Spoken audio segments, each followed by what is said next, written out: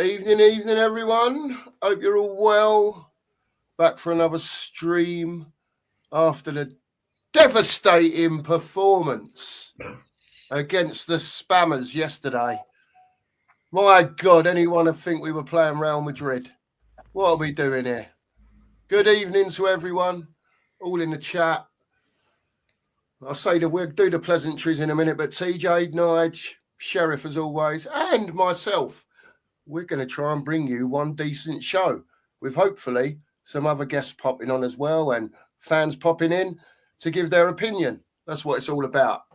So let's have a bit of large, say it how you really feel. It doesn't matter if it's different opinion to anyone else. We're not here to argue.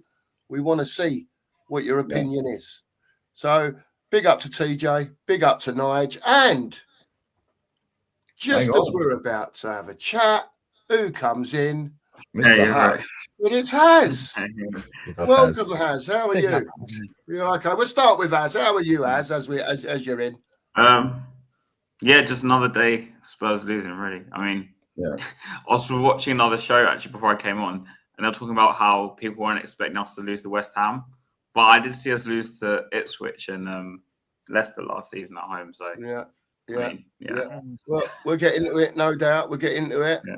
TJ, how are you, mate? I'm good, man. Just really tired from yesterday, man. It took a lot out of me, man. I didn't realize, 2026 is my content year. As you can see, I've just been releasing videos every single day. But I didn't know how hard it was. I have to big up all you guys. You guys are constant like this. And just a bit stressful. But how you been, man? I hope you liked the trip. It was good to meet you as well in person. Yeah, man. and you, man. It was good to meet you too. So, like you said yesterday, it's all right streaming with people. Do you know what I mean? But then if you meet someone face to face and you have a little chin wag, you can tell really if someone's being their self on the box, can't you? Do you know what I mean? Of course. I'm no different now to meeting you out on the street yesterday. Same fella here, but there you go. That's me. Nige, How are you, mate? How you been? How's your day been? Yeah, I'm okay. Same old, isn't it? It's another defeat. Kind of get used to it. Every single week's the same, So yeah, I'm fine. Ready to get into it. Hopefully by the time this stream ends, Frank will be gone.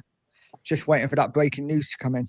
Yeah, I know you've got your beadies on it, Nige, because if it happens, I want you to announce it. Sorry, guys. Halt. We've got breaking news. I ain't got a banner for that. I'm on it. Thanks, Nige. Sheriff, how are you, mate? All's good, mate. All is good. Another week. Same old Tottenham. I was at work watching it on some euphorious stream that I could get. And honestly, we made them look like Aston Villa. It's shocking. Shocking. Absolutely shocking. I don't know where the team I grew up supporting is gone. It's finished. I think we just got to accept now we're a mid-table team with owners that don't care. Fair do, Sheriff. All they worry about is NFL and Beyonce. Yeah. Making money. Yeah, well, I'll just have my little 2 pennies worth because I want you lads to, talk a lot. You was there yesterday. Without swearing too harshly, because I'm not going to, it was bloody frustrating, to say the least. Right now, don't get me wrong. I travelled down yesterday. I was up at 5 o'clock yesterday morning. I wanted to make sure that I had a nice, easy run down in the car. Yeah, I got there way too early, but I'm getting too old for sitting on motorways in traffic. Do you know what I mean? So, made a nice early start, little pit stop on the way, and then got down to Theobald's Grove, jumped on the train at Theobald's Grove up to White Hart Lane. So I was there at about, I don't know, just gone 11 yesterday morning, and everyone was meeting at 1 o'clock. So I was hanging about for a bit, just chilling, seeing what was happening. there was still plenty of people about at 11 o'clock yesterday morning with their Tottenham gear on and so on and so forth. It was my first time in the ground, first time down at Tottenham since Enic took over. Now, bear in mind, you're talking to someone that was home and away pretty regular for quite a few years, right? Now, I said to Mark earlier, I walked in the ground. I didn't really sort of tour around it. We sort of walked into the south stand. I said to Mark, I think it was aisle 20, walked in, turned left and sort of wandered round that way so that you can see down the aisleway to where the long bar is, and then our thing was there. So, yeah, lovely stadium. The atmosphere is that bit where you walk in and they're all banging on the side there, trying to get a bit of chanting going. Great, love it. Great stuff. So then go up, get in the seat, had a wonderful seat. I was with Phil P and his family. Big thanks to Phil for offering me the ticket, and Mark for messaging Phil, actually. And sat down. I had Phil's dad one side of me and Phil the other. Right? I mean, Phil was so animated. Do you know what I mean? It's like, and I love Phil to death. I really do. But to see someone like Phil who goes every week and the passion, do you know what I mean? That he was showing through his frustration. Yeah. And the ground's beautiful. Don't get me wrong. It's great. It looks to me, and I've been told by many, it don't matter wherever you sit, you're going to have a great view, regardless. I was to the left, up the back, row 60, and I could see everything. And I said to Mark and Nige, I've watched a lot of Tottenham on the telly. I've been to live games, me local, been to Oldham a couple of times, been to other places, so watch football live, but haven't sat in a seat like that from up there to see so much. So not only can I see the pitch, I can see what everyone's doing at the side of the pitch. And as you know, Mark, I've said to you many a time, I don't just follow the ball around. Yeah. Do you know what I mean? I'm looking at what people are doing, what movement players are making. And I said to Mark, I'm sat there like this. And just looking. And I'm like, what are we doing? What are we doing? So, just one thing you've got to say, mate. Just one thing you've got to say. Go on. What did you do when you first walked in the south stand? Oh, yeah. Where did you look? Yeah, sat down. And obviously I was to the left. And my first instinct was to look to me right, to look at the shelf, because that's where I used to stand. And it is what it is. That's just nostalgia, I suppose. Yeah. Taking over there. But yeah. So obviously we'd had a couple of drinks before. Met a load of the lads that were meeting there, the YouTuber boys, and we all had a bit of a chat amongst us and between us and what our views were on the game and so on. Went in the ground. Everyone was sat mostly in different places. And it was just frustration. And I don't think I was the only one frustrated. There was lots and lots of frustration around the ground. First half, I just thought Tottenham were awful. Absolutely awful. I've seen better communication on a Sunday morning between players. I thought, and I'll be honest with you. I thought there was a little patch in the. Let me get this right. What way were Tottenham kicking to get it in the first or the second half? Whichever half it was, there was a little patch. It was only for about 10 minutes that Archie Gray started to get stuck in and started to win the ball a little bit. There was a moment earlier that Matisse Tell actually bodied someone. And I thought, aye, perhaps they've been working on this sort of stuff in training, you know, the physicality and getting your body in the right place and all that sort of stuff. And to be fair, sorry, this is just a bit of analysis of what went on. West Ham could have been, I'll say 4 up. They'd have had to take all 4 chances, but they could have been 2 or 3 up by half time. They deserve to be 2 up, definitely. Well, the only strike we had in the first half was Tell's shot over the bar. That was it. There wasn't anything. Anyway, second half, I thought we come out. We stuck our boot in a bit. Do you know what I mean? And I thought, oh, this could liven up here because maybe this is what we need. We get the equaliser, and to me, it was almost like we sat again. Oh, we've got the point. If we can go and get another one, we will, but we're not going to stretch our nuts out to go and do it.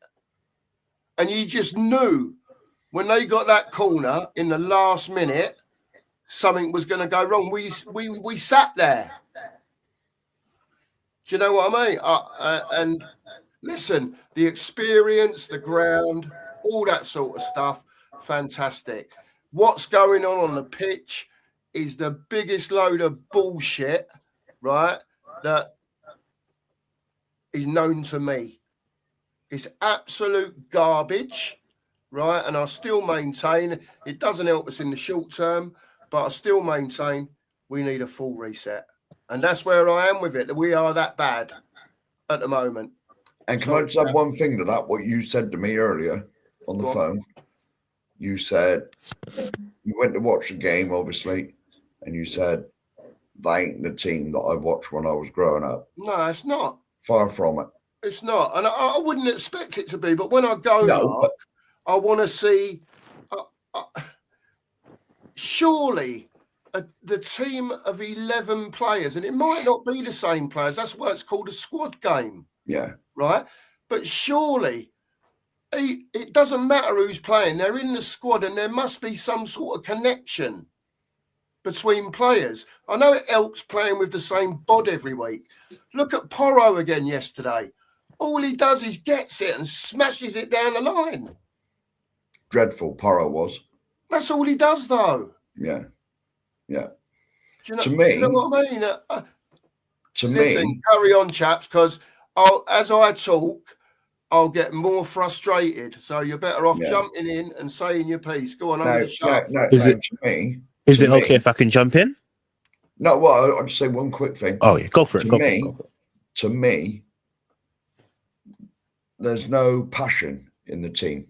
You don't see anybody like busting their lungs, sticking a, last ditch shot. Well, Van de Ven does it a little bit, but it's like they don't want to play for us. There's no pride anymore to pull the shirt on. I didn't see it at all yesterday. It's disappointing because even when we had bad teams in the 90s, you could still see the 100% passion and playing for the badge and all that, even though we were rubbish. But you don't see none of that anymore. Who was the best player for Spurs yesterday? Basuma.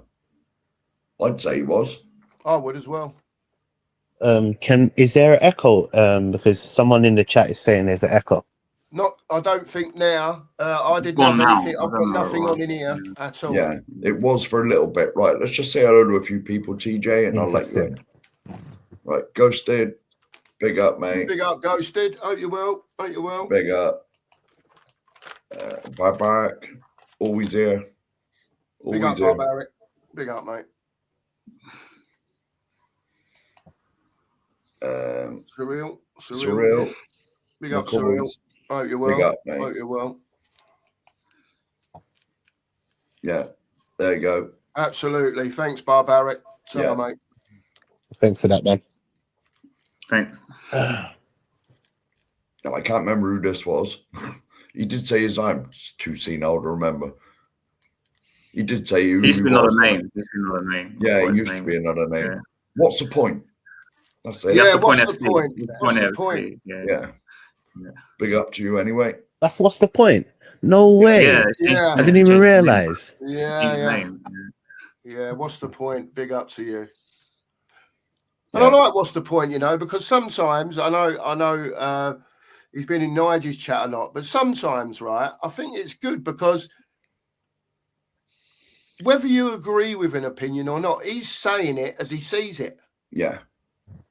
Do you know what I mean? And that's what I say about having a different opinion and be able to challenge that opinion without going off the handle or do you know what I mean? It's sure we must be able to do that. And I think that this channel is what that is about.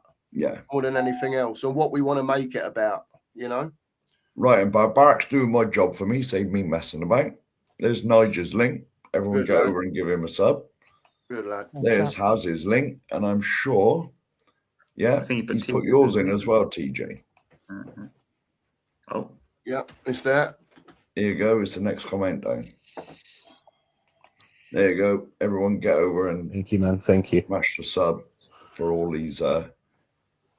We might as well just do it like that, So Nigel, you might as well go next if Mark is finished. I'm not sure what to say about Spurs at the moment, to be honest. I think someone put in the comments earlier, and I think it was Mike Zappa said, and he was absolutely bang on. There was a point in that second half which summed up Spurs for me, was when the ball was played down the line and Odegaard was almost like, I'm not going to make that. But he made no effort at all. He was jogging to it, and it wasn't until the crowd started like getting on his back and he started sprinting towards it. And that was just Spurs. No real effort at all. It was almost like once we conceded, it was almost like, oh, here we go again. Here we go again. And I don't know about you guys, but I am so fed up with Tottenham starting slow every single game. And then every second half, we're like at the end, oh, yeah, but we look better second half. It's not good enough. It should be like that first half. The second half should be the norm. That should be how we start games. This manager has to go. I can't believe it's, 6:15 and he's still here. Get him out. Just not good enough. For me, Absolutely. I think on a macro scale, is that the right way to put it? Like the biggest problem with Spurs is we don't set an intention. So, for example, they brought in Frank, but they didn't say, well, in 5 years we intend to like win the league. For example, I don't know, just an example. Because I spoke to TJ on the phone about this. So with Newcastle, when they bought the club, they said in 5 years, I can't remember the exact quote, they wanted to be like challenging for the title. So at least, because Spurs don't do that, in their head they're like, we can't hold them accountable for anything. Because if they don't set a like level or a goal, it's hard for us to say, oh, well, you should be doing this or you should be doing that. That's on like a macro level. On the micro level, Frank has to go because clearly, from what I've seen the past few weeks, he's definitely lost the players. Someone told me there was an argument between Romero and Frank after the game. I don't know because I left, so I don't know if that's true or not. But clearly, they're not responding to him, and that's kind of been manifested in the way we play our games. Where in the first half we start slow because it's like they don't really want to be there, and then they just get like some rollicking at half time. So in the second half they have to like just try a bit more. So that's what I think has been going on like short term.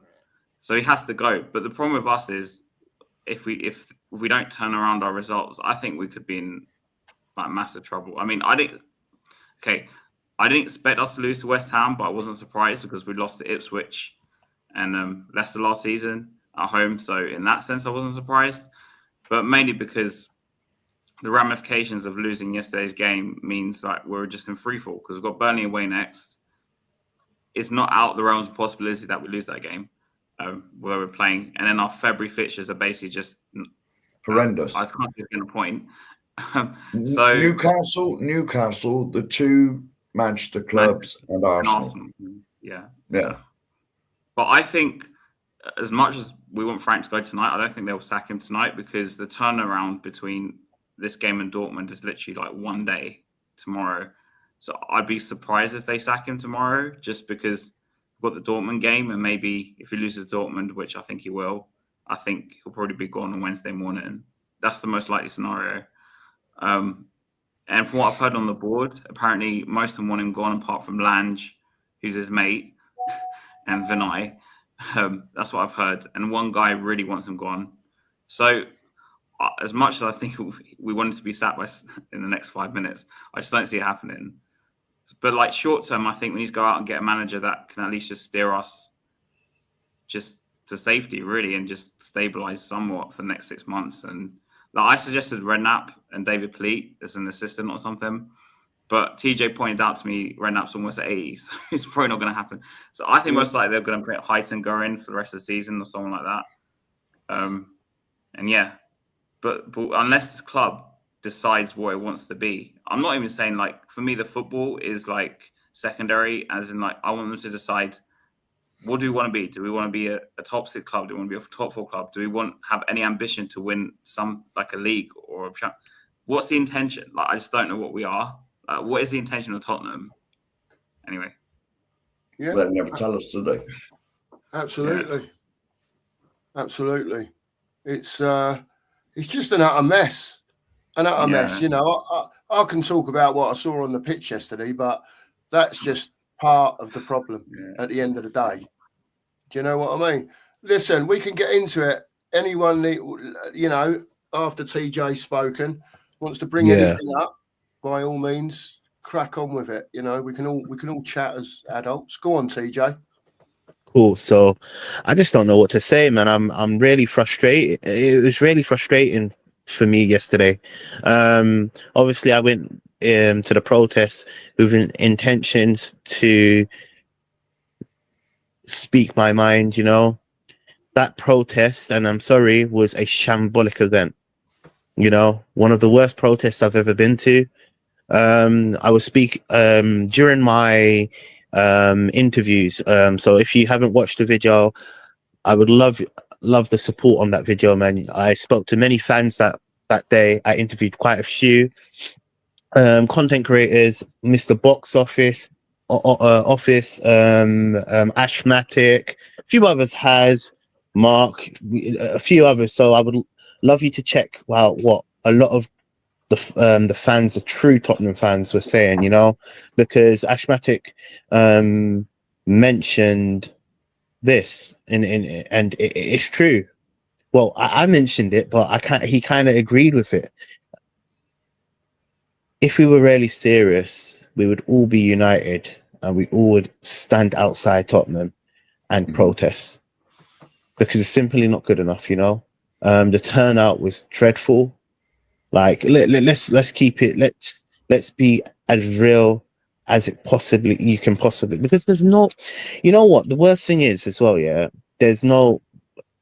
nobody cares. Nobody cares about Tottenham right now. There's no ambition, like Mark said earlier. We don't have no ambition to be better, and it just shows. It shows. And for me, sorry for my background noise, my brother's just in the back, like, well, over there, right? And I didn't get to catch the first half. I got around 34 minutes of the game. That performance, from what I saw of it, was dreadful first half, you know. The reason why I didn't get to catch it, I was doing a lot of content outside of the stadium, and then I had a lot of camera technical issues, so I was editing up the clips while outside. So when I got back home, it was a big mess. So I missed like maybe the first half, I would say. And look, it's just simply not good enough. I was on your channel like 2 days ago. I think it was Friday, and I ultimately said, why should we sack Frank? Like, you know, sacking him or keeping him doesn't change the outcome of our problems. I can tell you now, I'm Frank out. Me and Haz have agreed. We spoke to it. West Ham is the killer. I've had enough. That's my breaking point for me. Frank, tactical decisions. And you know what? You know how we perform second half like a better team. I have a feeling that the players are saying, you know what, screw this, let's play football. Because it's happening too often. Every first half we start off slow. You know, we're at home. Think about it like this, you know. It's different if we were away from home. We're at home. So realistically, we should be the one that starts off with a point to prove. Yeah. We lack And I blame Frank for that. I'm sorry, I blame Frank for that. But yeah, no, that's my take, and he needs to go. Simply, I, at this stage, I don't care who manages Tottenham. I rather the players manage themselves. At this point, because realistically, there's nothing to play for in this league. It's depressing. It is honestly depressing. Yeah, I agree, mate. And I spoke to one last thing. Let me just add one last thing in this whole thing. I spoke to a young fan yesterday. I'm editing the video now, and it's going to be released on my channel probably today or tomorrow. I just need a confirmation of Frank sacked. Yeah, and then the video will get released. And he said something really unique. He said, if Tottenham truly had true ambition, we would have sacked Frank a very long time ago, because what a hypocrite this person is. He's a hypocrite. You decide to punish Basuma. Yeah, this is how I see it. Maybe it's because I'm from the hood. I have like, I can understand. You decide to punish Basuma for lateness. Yeah, before he done the balloons. This is all before he done the balloons. You decide to punish Basuma for the lateness. In the punishment, you decided to not include him in one of our most important games in Tottenham history. In that game, we were 4-1 up, and we needed to control the game. Someone like Basuma would have been vital for us to win the Super Cup, in my opinion. I'm not saying we would have won it. I'm just saying he down tools from the start. And this is how I see it. If you're going to punish a player for lateness, yes, I understand that the commitment has to be there. Why don't you say, instead of starting, you're going to start on the bench? In fact, that's how I would see it, to be honest with you. That's how I would see it. But then he's obviously done the balloons thing now, and you've now decided to bring him on. He's such a hypocrite, in my opinion. Yeah. What he says is a lie. He lies so much as well. He said there was a no dickheads policy, didn't he? He said there was no dickheads policy, right? Yeah, 100%. He did say that. But then he carries on. He calls the fans out. He's done all sorts, and he's like, they're calling the fans out. I mean, you start doing things like that. Well, I didn't see it, but Mark told me all about it. The reaction after the game, the booing was like Concord taken off, apparently. Yeah. And then at the end of the day, Mark, you can't have 58 odd thousand supporters in there, right? 150 turn up for the protest, right? Whether it's about Enic, Frank, I don't know, whatever it is, right? The whole regime, whatever you want to call it, 150 odd people outside for the protest, yeah, and getting involved in that, and then the other, what are the other 57,850 doing? Are they happy with it? Because obviously they're not, because I was in the South Stand yesterday, right? And if you could hear the noise that was coming out there when that whistle went, and Frank went towards the South Stand, and he's usual as he's walking, giving it the little clap bit and all that, and he heard it, mate, and he turned around and shot off the other way. Okay. Do you think it's all pantomime now? Because I get a lot of the fans, and I've heard it before, and I think Stel said it. A lot of the fans don't have the appetite for. They just want to turn up to a game, have a couple of beers, meet up with their mates, and go home afterwards. And all the booing is almost like pantomime. You know what I mean? It, like you say, if they were really serious about getting this manager out, especially getting Enic out, they would be at the protest. If you're a season ticket holder, for me, you don't have any excuses. Like, we all live all over the country or wherever we live, and if I could get down there, I would. Hopefully, the next one I will. All depends if I've got my youngest. But if you're a season ticket holder and you're at the ground, you're there, and you want Enic out, then why aren't you just turning up to the protest? 20 minutes of your time, half an hour of your time, just to show your support. And I'm not being funny. If you get there early, you get to meet people that you're talking to on the box here. Do you know what I mean? You know what it is as well? You Oh, get sorry to cut you out. Go on, mate. Sorry, carry on. No, carry on. Sorry. No, I was just saying, you get to meet people that you maybe chat to and come into their streams. Mm. There's also, a lot of other fans that are about in the pubs and whatever else that, you can get to know as well through chatting and whatever else. So, man, I don't know. What I I was listening to something the other day. Someone was saying about, I can't be exact on it because I can't remember the exact conversation, but something to do with the YouTube community is so small in comparison, to the I don't know, people that don't watch YouTube, for argument's sake, and don't do social media and whatever else. Like we were just saying, all those fans in there. And I don't get why there's only 150 at the protest. Surely, if you support a football club, you want them to, even if they're not going to be the best, try to be the best that they can be. And as a fan, forget the YouTube bit, as a fan, I don't get what's going on there. So something is wrong. It's not just about on the pitch. The old analogy of there's a slice of the pie all the way through. There more than likely is. I would probably bet the quid that I've got in the jar in there that there is. But, we can talk about everything, but our thing predominantly is what's going on the pitch. And I think Frank will be here, unless he goes on a horrendous run, which he could well do in February. I think that he may well be here till the end of the season, because where do we get that replacement from? Boom, just like that.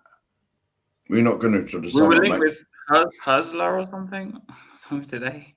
The Brighton manager. Is it the Brighton manager? Herzler? Oh, yeah. The The young Brighton manager, yeah.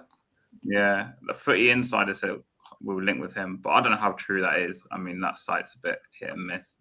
But for me, my issue with Frank is, I think it's when you have a manager, right? We had Renat, for example. He had the best man management style. Like, he got to know the players. He knew how to get the best out of players and make them confident, right? I think Frank's problem as a manager, at least at a club like Spurs, is he's very robotic. I think from seeing him just over time, obviously it's different when you see just Brentford last season, the season before, and you watch them 5, 6, 7 times a season, let's say, and you see him a manager every week. And I just think he doesn't have any good relations with the players. Maybe he doesn't know how to relate to the players and the fans. Maybe he's so robotic. Because I think with a lot of managers, there's trade-offs. For example, if you get someone in like Mourinho, he's brilliant. And maybe tactically is really good. And with some players, he's amazing. But with the very soft players, like you saw with Delhi, his management style did not work with Delhi. Clearly, Frank's management style is not working with our players. He's not relating to the players. And because when you're say you were a manager of a club, of a company, and you have people you employ below you, if you don't relate to them and try and relate to them in a certain way, you'll lose them. Basically, they won't want to work for you, basically, right? So that's what I think's happened with Frank with the players.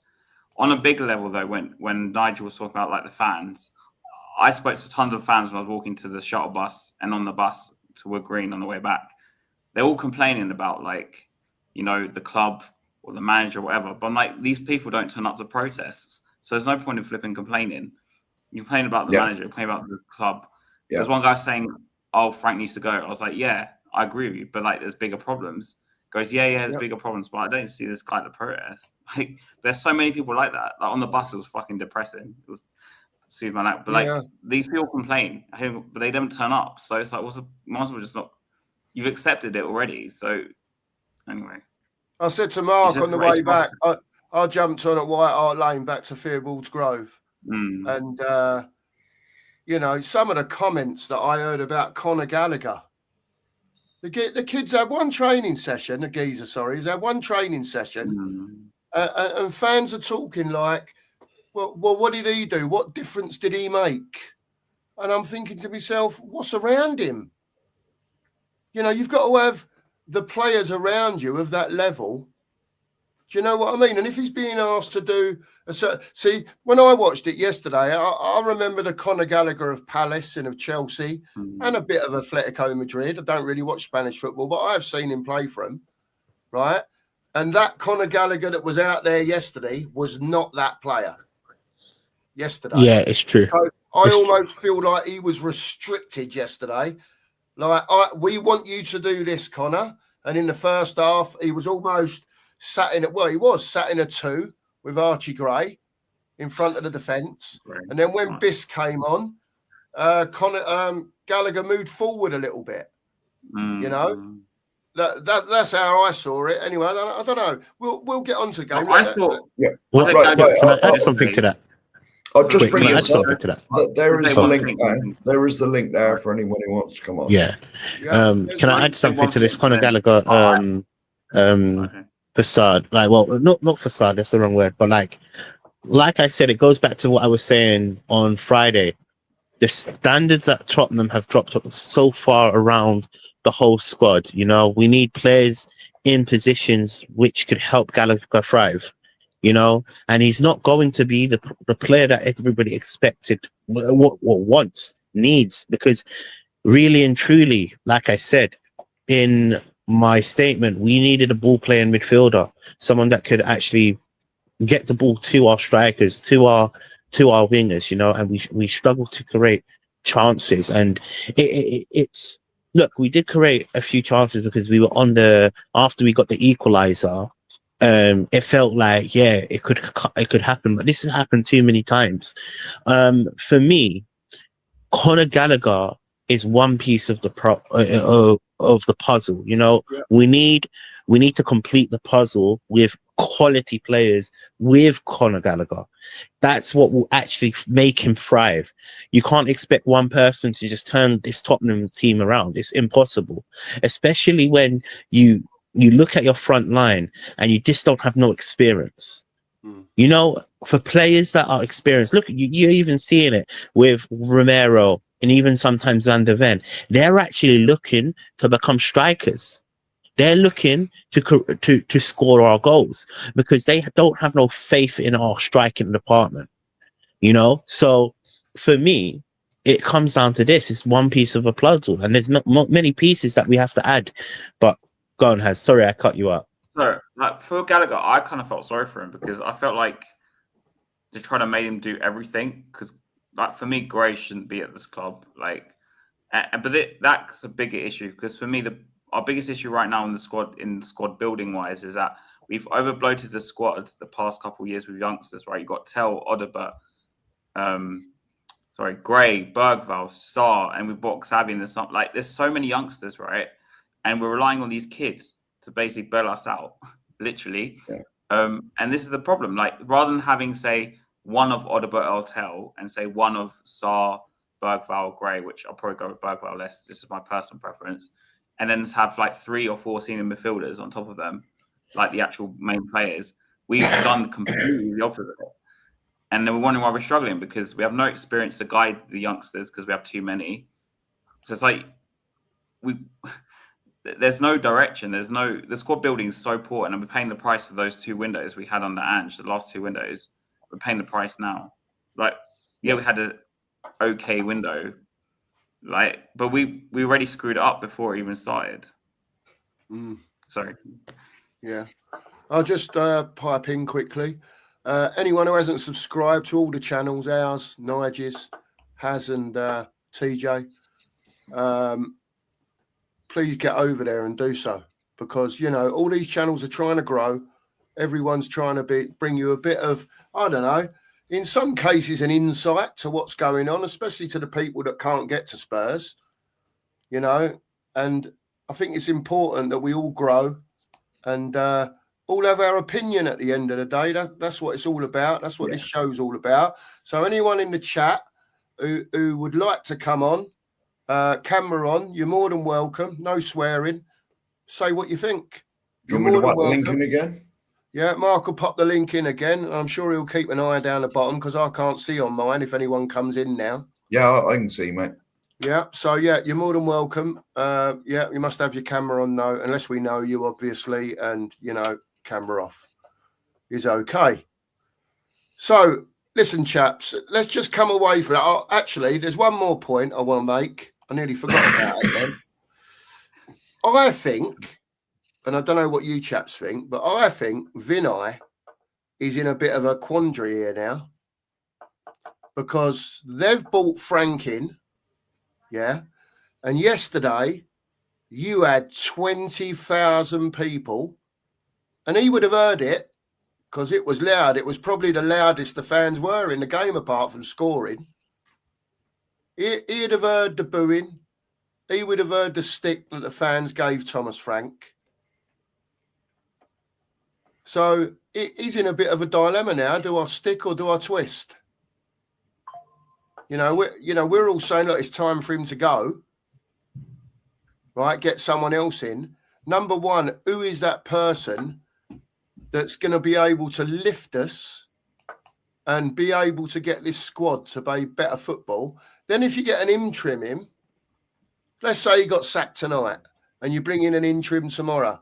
Are you buying players for that interim? Or are you, if you buy any, or are you just squad filling again?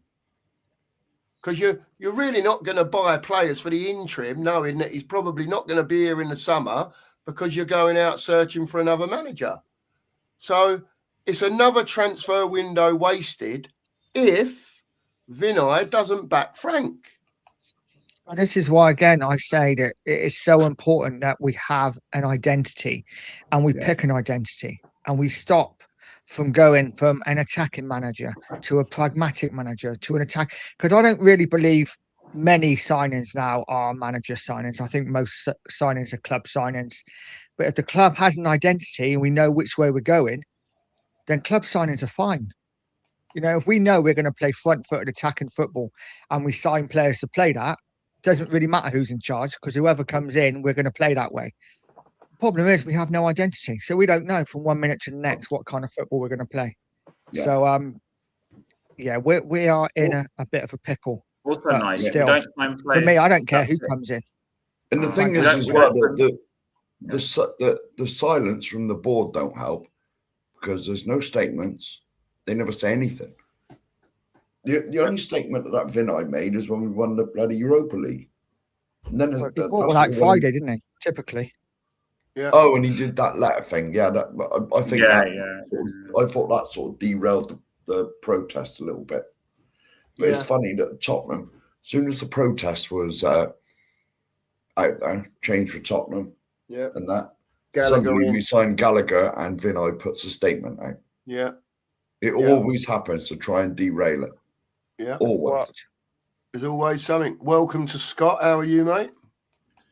Yeah, I'm doing well. Hope everybody is good here. Even has with his terrible sun takes, but we can talk about that later. We've gone over it enough times. I'll just answer your question there. You brought up, Mark, or the point you brought up, if that works for you. Yeah, absolutely, Scott. Yeah. I think one of the things that makes it somewhat maybe easier for us there, I think I agree with what I was hearing there. We shouldn't be buying necessarily players for a specific manager. We should be buying players that work for the club, that work under any manager, right? And that's where when you get to that level, then it's okay. You switch managers. And I think one of the things where I'll use the word easy is our level of player right now is so poor, right?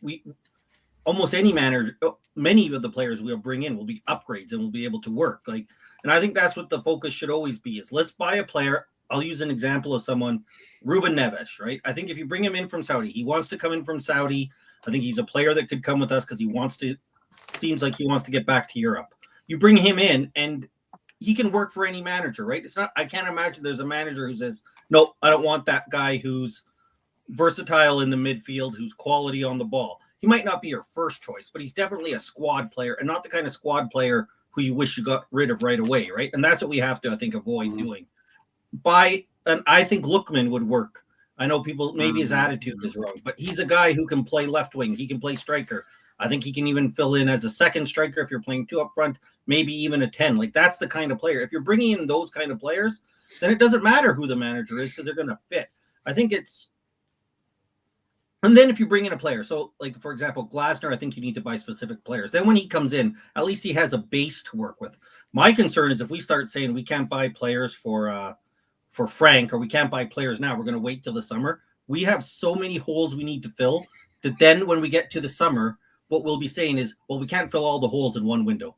And how many years have we been saying that because of poor? So, you're almost behind. So what we need to do this window is buy quality players that fit. And I think Gallagher does that. I know people, yesterday I thought he had a okay game at best, right? He's the first game here. He's not perfect, but Gallagher is a guy that can fit into a lot of different systems. He can either start for you, or if he's coming off your bench, that's a versatile player to have. And I think that's the kind of player you need to get. Good quality, solid pros. Not, and I know they get harped on a lot, but not Tell or Odebert, where a new manager comes in, it's like, what am I supposed to do with these guys? They're not ready. So as long as we're buying good quality players, I think it'll work whatever manager we get. You need to buy players that fit any system, really. Like, if they're good enough level, they can play in any system. I agree with Scott completely. Look, I agree. Can I also be honest with you? Yeah, I don't want to see Frank. I think Frank needs to get sacked. I'm surprised he's still in the job. It's nearly what time is it? Nearly going 8 on to 8. You know, 7. Yeah, but like technically, he should have been sacked at half time. Let's make it clear. He should have been sacked at half time. So I do believe they're in this. I feel like we're looking to change managers, and I feel like they want to go for Pochettino. But if they sack they've sacked Frank now, who are they going to bring in? This is the question. The question that I had earlier. I spoke to Haz on the phone earlier. There's not that many managers that could just take the job as an interim right now that I would be comfortable with. You know, obviously there are managers for like permanent bases. You know, you're hearing managers like what is it called? What do you call it? Xavi Alonso. Yeah. Like there are managers out there, you know, but it's like for an interim role, someone that. And I'm scared that we could face relegation because look, we lost to a team like West Ham that are struggling to win against any side right now, and they are speaking about relegation, but we can't beat them at our home, you know. So who can we actually bring in? That's the question. That's the question. I see they appointed this assistant coach, but I've done a bit of my research on him. You know, at Ajax he only won 4 games. And how would the fans react if he gets a job? Listen, like TJ, I think we've got to bite the bullet, mate. This is just me, right? I think we have to bite the bullet until the summer, whether we like it or not. I think that it could make things even worse to bring an interim in. You might get a little bounce like you normally do, but personally, this is just my preference. I don't like his football, right? We ain't winning the Champions League. I don't care what anyone says, right? It's just not. It's not happening, right? There's too many way better teams in that than us, right? So they've got to make a decision. If they're going to keep Frank, back him properly. When he's asking for players of a certain ilk, not the 80 million players, but if he's asking for 30, 40, 50, 60 million pound players, right, go and get them for him. If you're not going to back him, then just see it out like you normally do. You've bought your customary one player in, see it out. See if you manage to, don't go down. Whatever you do, that's your thing. He'll have players coming back from injury, and I just don't think they'll sack him. I think it's too much egg on Vinay's face to sack him. It's true, and what's the point? I'm gonna just I believe Xavi Alonso is a good manager. What he done at what is it called? what do you call it? Leverkusen. What's his? Leverkusen. Yeah. Leverkusen. What he done over there, won them the title, you know. Really great manager. But what I was just about to say, that's why even yesterday I was saying this is a must-win game because I was willing to give Frank until the end of the season. But after seeing how we lost against West Ham, I have a bad feeling in my stomach that Frank could end up taking us down as well. So it could either see, this is the problem. If you don't want to keep a manager in your club, because look at our fixtures that we're our next fixtures.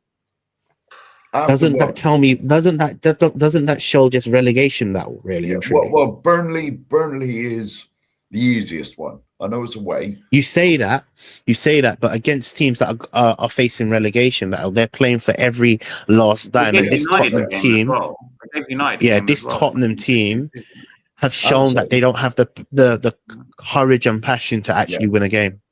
After Burnley, our next 4 games, this is not in the correct order, I don't expect. That's why it's the 2 Manchester teams, Newcastle and Arsenal.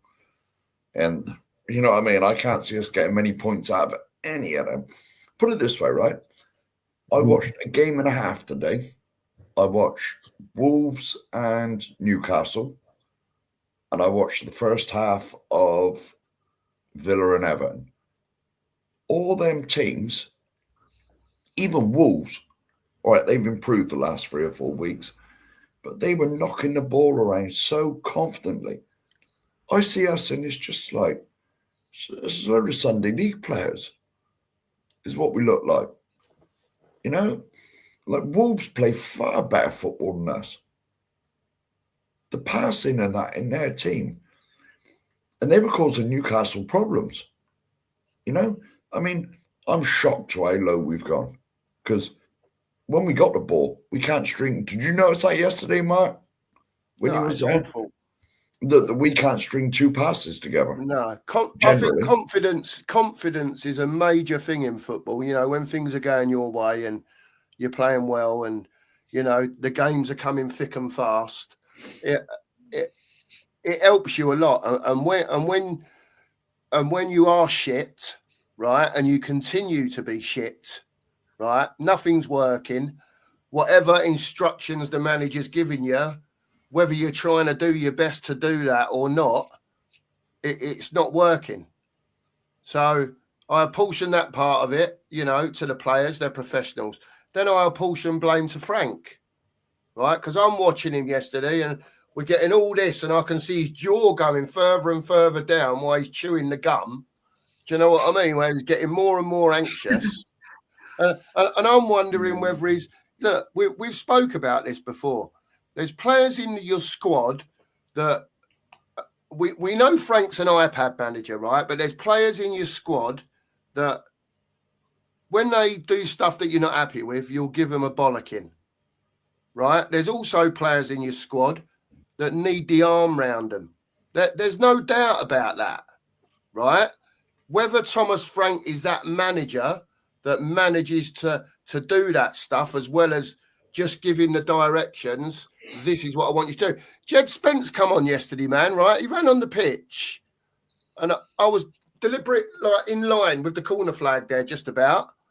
And he came on and it was like, it was a Sunday morning kickabout.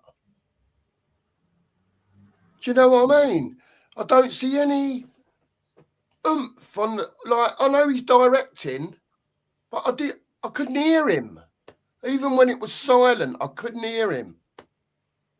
And I just find it strange that it's just gone all to computers. And let's see if Joe Bloggs has run this line for 30 yards. And, you know, they're all diagrams at each other. But from what I'm seeing, there's not a lot of coaching going on the pitch. I don't think the players believe in Frank personally. Like from what I've seen in the past month, I just don't think they believe in him. Whatever he's telling them, I just don't think they believe in him. It might not even be just the tactics. I just don't think they believe in him as a manager. Like just watching the players' body language, it's like they're playing for the sake of just playing, in the sense that because obviously they're paid for this job, right? They have to play, but I don't think they believe in like whatever Frank's telling them, or like they don't have any sort of like personal relationship with Frank in the sense of like, you know, Yeah. they have the arm around. Like I think with a lot of managers, there's trade-offs, and unfortunately, the trade-off with Frank is you might get someone who's tactically like knowledgeable, but he doesn't really have that charisma or that like relation with the players. I just don't think he has it. Yeah. The connection's not there, is what you're saying. Yeah. There's a massive disconnect I agree. between the players. Yeah. I agree totally. I have been saying no for a while, and I stand by it. And this is earlier on when I flip-flopped the other way, and I was still Frank in. That home was really difficult for Spurs. Playing at home was difficult, and you're right, Cookie. There is no confidence there. The team are not confident at all, and a 5-yard pass suddenly feels like a 20-yard pass now. And players don't want it back. They're quite happy to pass the ball, but it's almost like they hide once they passed it. Yeah, and agreed. I think at home is a real problem. You know, it's obvious our away form isn't anywhere near as bad. It's our home form that's been the biggest issue this season. I've noticed this as well, Mike. Yeah, he just doesn't exude confidence, does he? No, I've noticed. You want your manager to have a bit of charisma, something about him, and he's just got nothing. I've noticed this as well. It's like I said just a minute ago. I've watched a game and a half so far today. Wolves, whenever they're in possession, I'm not just singling out Wolves, but they are bottom of the league. There's players available for them. Yeah. They've always got options. You know, I watched most of the game yesterday, and it was shocking that when someone will pass to someone, he's got no options. No one's moved into the space for him. And then he just gets closed down or he kicks it anywhere. And West Ham got it back. Did you notice with the throws, Mark? I don't know if you saw the throws. Like, we'll take a throw and it'll be like, I don't know, Porro, or it could be whoever, right? And then, like, look, because I was there, right? I was shouting options. None of the players want to get the ball. Like, they're just like, no. There's no one, they're not coming for the ball. Not making runs. No, Even long throws. Now, what game was it? It was the Bournemouth game that was on Sky a couple of weeks ago, whenever it was. And we were right level with Bournemouth's 18-yard box. So he was up there under the pitch. I think Jed Spence, no, not Jed's, whoever was out, whoever was on the right. I don't know whoever it was. It was someone. Yeah. He threw it back to Porro, who was sort of by the halfway line. And he turned around and kicked it back to Vicario. We was 80 yards up the pitch like 5 seconds before that. We're coming on to him in a minute. Outside of Kudos and maybe Romero, we don't have players that want the ball. Even Porro, who's good on the ball, I don't think he really wants the ball that much. That's one of the problems that I've been complaining about our midfield for so long. We have nobody like a Dembele. I mean, and you can do it different ways, right? Like Dembele, who would control the ball. Like he would say, "Give me that ball," and he would hold it, and he would do what he wanted with it. Versus even like a great like Pirlo, who wasn't the same player as Dembele. But so it doesn't have to necessarily be just one type of player.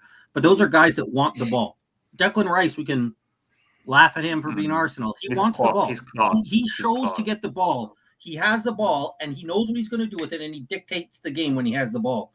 And we're missing that player at Spurs in general. But overall, I think it's like what everybody seems to be saying here is we don't have players that even want the ball a little bit.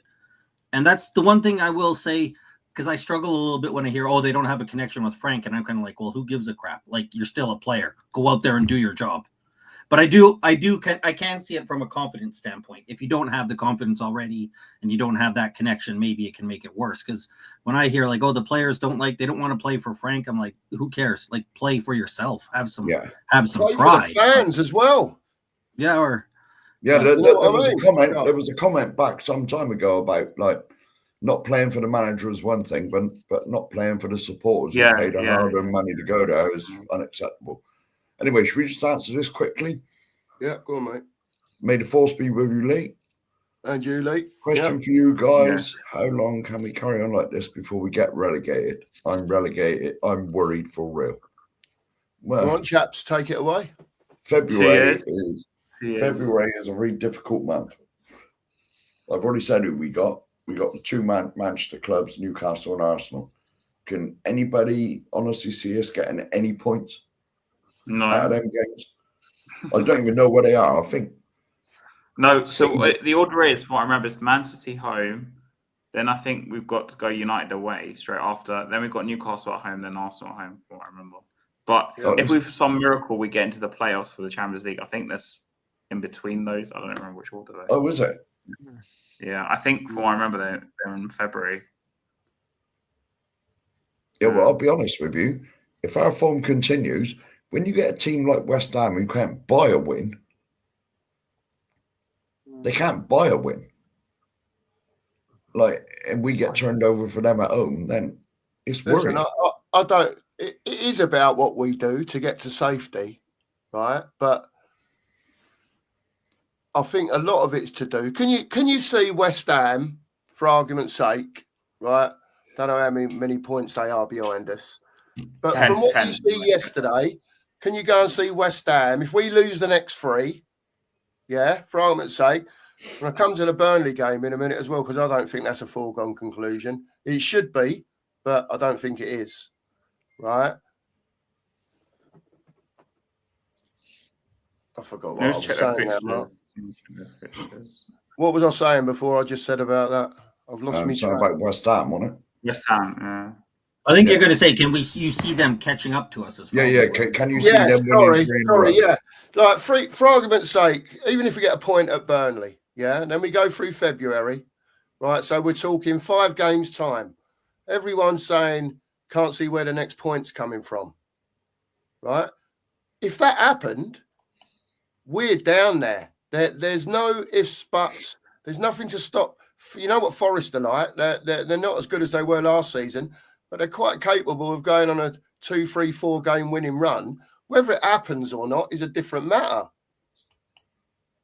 right? But so West Ham. think, anyway, go on, I looked at their fixtures. So West Ham got Sunderland at home, then Chelsea away, Burnley away. Interesting. West United at home, Bournemouth at home, then Liverpool away. And that's so they've got all quite a few top teams to play there. Yeah, I just think West Ham. We've got 10 points on them. I don't think there's any danger of us going down currently. You know, maybe in 8 games' time, I might think differently. But right now, I think we're fine. But still, you know, it is a concern. We cannot finish like we did last season. We can't be languishing in 15th, 16th, 17th like last season. For me, the only chance is to sack the manager. Sack him as soon as possible. I don't see a point in keeping him for the Dortmund game. I get it, it's only a day away, but have you seen how many players are out for that Dortmund game? We've got Van der Ven suspended as well. We haven't got a chance. You know, we haven't got a chance. It doesn't matter who's in charge. Fair play. Anyone want to add to that? Yeah, well, yeah. The thing I was going to say is, though, with Frank, yes, he's not good enough. But we must remember the vast majority of our good attacking players that we have got, like I keep saying, I've said it a million times on this channel. 4 or 5 years ago, we had prime Sonny and Kane. Look what we got now. It's shocking how you can let both of those go without any plan of bringing in replacements. Because we've replaced both of them with Solanke and the Pigeon, who both of them can't be fit at the same time. And it's absolutely shocking recruitment. Absolutely shocking. For the money that was paid for those players, Mark, yeah. And for all these players, you know, your Tells, your Odiberts, your Greys, you know, they're all 40 millions. Well, I'll be honest with you, Tells only here because we did Bayern Munich a favour. If you want my opinion. That's the only reason. Well, I don't even know if it's because they, in Levy's mind, did us a favor, right? Oh, we can use the money that we had owing for Kane. It's an easy deal. We can use that money to get Tell and all that nonsense that was going around it. Yeah, I have a hard time believing that if Tell had played for Bayer Leverkusen, as we were saying, that he would be a Spurs player right now. Yeah. Oh, absolutely. To be honest, with Tell, we probably just had him to save Bayern Munich paying us an instalment for Harry Kane. Yeah, you're probably right. You're probably right. Bayern must be laughing all the way to the bank. Yeah, and now they have You the 17-year-old Leonard Carl who's playing, right? So when people Yeah. will tell you, oh, well, it's hard to make her at Bayern. They don't want to play the youth. No, Leonard Carl is younger than Tell, and he plays almost every week really now well. and performs, really right? well. Like Yeah. if Tell was a quality player, Bayern would have kept him. They don't need to worry about it, right? But doesn't it That's a sum up crazy- how bad we are though at the moment? That Towers are probably our best forward player yesterday. yeah, then that's None of our strikers score goals. None of our forwards score goals. That's the problem. Like they don't. Problem Nothing is, we're there. so decimated. You know, you could have an Eloise playing for Spurs in midfield in the week. If Paulini is out, you know, we are so skin and bones. Gray took a knock. You know, yeah, Bergval's come back, but what are we doing for DMs? Benton calls out. Bergval What are and they going to do? Olise. Say to Conor Gallagher, just sit in front of them for, and put. I don't think Bergval Gallagher and can play, can he? He can't Who? play. He can't play. He can't play. Gallagher can't can't play. play against Dortmund. He's not registered. They're is not he? registered, right? Right, so there you go. It's even worse We're then. screwed. We're screwed, literally. There's no It's one there. even worse. It's- I didn't realise We're in a that. difficult situation, man. I don't even know what the line-up's going to be. If I assume you're talking about the Champions League draw, Yeah. right? Yeah. Yeah. Sorry about that. I just had to go away and do something. You know, All right, I mate, tried to all do right. it off camera. I was getting frustrated. I just needed to use all my brain power. You know. It's okay, mate. You're fine. You're fine. Yeah. No, you know what? We are definitely screwed because I don't even know who's going to play. You know. And can I be honest with you? That's all we have to grab for the Champions League right now. I don't think we will ever. I'm not saying we're going to win it, but really and truly, that's the only thing that is really exciting about Tottenham. You know, so I want to milk it out until we're not there because next year we're not going to be there, and I don't know however long we're not going to be in that competition. That's the reality that we're in. So. For me, I'm holding on to loose straws. I'm enjoying every minute. I hope Tottenham can beat Dortmund. It's just optimism without any logic. Let me be honest with you. If you ask me why do I hope Tottenham's going to win, I couldn't give you the answer. I don't even know how we could win. Do you understand where I'm coming from? Because we're so flipping poor. Yeah. My No team chance. is a shambles. The standard is on the ground. You know, like, honestly, Enic has to go. Enic has to go. Rip the whole thing up and bring new owners in. Short term, I don't see them going in the next few years, to be honest. Well, I just don't. You could say short term, you don't see them going. I'm going to still stream it. You know the reason why I'm Enic out proper. Yeah, I know. I'm part. just It's saying. not even football. I'm not even Enic being out for realistic. football. I'd be so real. I'm being Those that realistic. know. And if you don't know, I'll tell you off stream innit. But like, I'm Enic for other reasons. In fact, you know that I can't really talk about on camera because it gets political and then it's one of them ones, you know. So for me, Enic has to go. Simply. Guys, In I've all got to go. terms. Sorry about that. But thanks for having me on. All right, saying, Haz. Cheers, yeah, mate. Thanks for having me. Thanks, Well, Haz. As my bro. See you later, man. Appreciate Are we doing a stream, my bro? Before you go off Like Friday, yeah. Normal, yeah. Because we've got Dortmund on Tuesday, so yeah, Cool. cool. That's it. All right.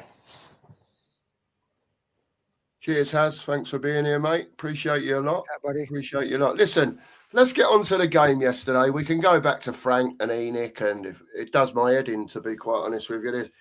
You know, the sooner people realise that this ain't just about the football, it's about the whole club. The whole thing is a shambles, an absolute shambles. Look, let's talk about the game yesterday. Let's talk about Vicario first, because I'm seeing lots of negative stuff about him. Can't kick a football. messing about with it when he's got options standing there on the edge of his 18-yard box when we need to get going and playing football. Panel, what's your view now on Vicario, where we are now and what's happening with him now? Whoever wants to go. We need to replace him. Replace him in the summer as soon as possible. He's a good shot stopper. I'm not even going to say he's a great shot stopper. I think he's a good shot stopper. But shouldn't that be the basic of every keeper should be a good shot stopper? It's what you're in goal to do, stop shots, right? Yeah. He's terrible with his feet. He gets bullied really easy. He's constantly blaming others for his mistakes. The problem is we haven't got a better keeper to come in at the moment. And I like Kinski. I think he's everything Vicario isn't, as in he's very comfortable with the ball at his feet. He's very good at crosses. He's commanding, but he has got butterfingers and he does let the odd silly goal in. So 100% in the summer, I don't think it's going to happen now. We have to get a good keeper. And I'm not even going to say top keeper. We need a keeper who can do everything well. Nothing spectacular, but everything well. He would be, for me, the first summer signing. It's a good keeper. Yeah. Anyone else on Vicario? Yeah.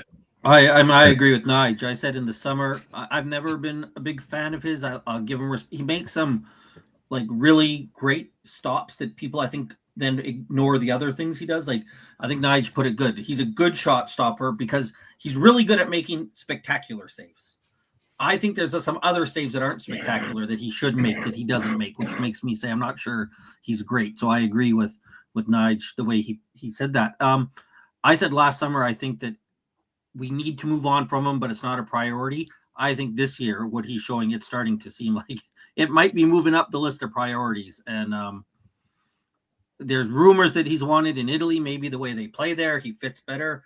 So there's some teams that can take him there, sell him there. And there's some good quality keepers at lower teams, or lower financial teams than us in the league that we could go out that I'd be happy to get. And I think go in there. You need a keeper now that can help you play the ball. I know a lot of people don't like that, and they want to go back to when they were a keeper, you didn't have to do it. But it's a reality of the modern game. That's how they play. And a keeper actually becomes part of your not so much attack, but progression, right? And we want to be better at progressing the ball. If you have a keeper that can actually help you do that, it's going to help us progress the ball forward. Now we have a keeper that limits what we can do. And I think we need to get somebody that can go out there and help us kickstart our attack, kickstart the progression up the field, because we don't have it now and it's causing us issues. Yeah. Yeah, for me, yes, he's a fantastic shot stopper. Absolutely fantastic, but he has too many brain farts. What game was it where he passed it straight to one of their players and they chipped him and Romero couldn't even be fast to run back on the goal line and clear it? I forget, it was at home. It was a home game. But he has too many brain farts for me.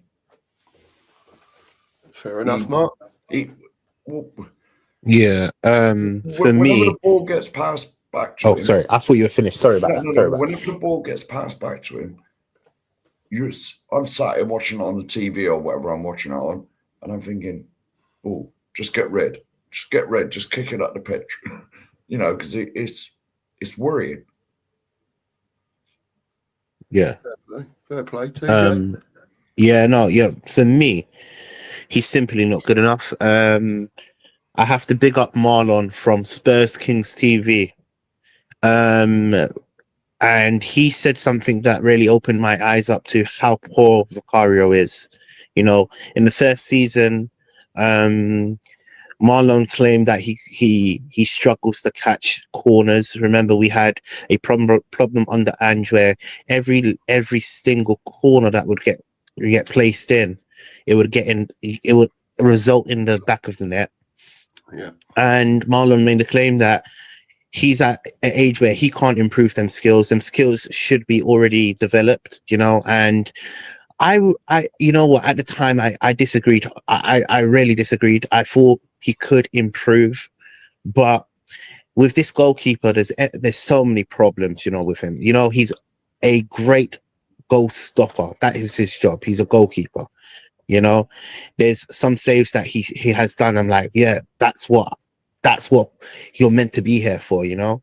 But in terms of like other areas in his game, his communication's poor, his body language, his dominance inside his box is poor, his kicking is poor. There's so many problems. His catching is poor. There's so many problems with this goalkeeper. There's more problems than there's benefits at this point, and he has cost us in so many matches. You know, that's another factor that we have to take into consideration. So we have to definitely go for a goalkeeper. Goalkeeper is, you know, and you know, also I'm not just blaming everything on Vicario, right? But your defense, your in fact, when you build a team, the first person on that actual sheet is the goalkeeper. You expect your goalkeeper to be the anchor, because he ultimately he's in the best position because he can see the whole pitch in front of him, you know. So his communication should be great, all of these type of things. But when your goalkeeper is shaky with his communication because he whinges and blames other players when he makes problems, seen it on multiple times. He whinges all the time, and then he comes out with his statement saying, "I'm sorry," and all of this. You know what? My grandma used to taught me this one thing: don't say sorry if you don't mean it. Actions mean more. You know. So essentially, there's too many problems with this goalkeeper, so we have to get rid of him. You know. Yeah. We need a experienced goalkeeper in our net, you know. And see, this is the problem. We did not replace Lloris. Yeah, not adequately. We did not replace Lloris. It's sad to say, but when like the same with what we're going through with the striking position, we did not replace Kane. Now the winger, we did not replace Son. Yeah, It's becoming a regular pattern. Yeah. But that's all I have to say about goalkeepers. To be honest, even Lloris was here a couple of years longer than he should have been. You could see he was on the decline.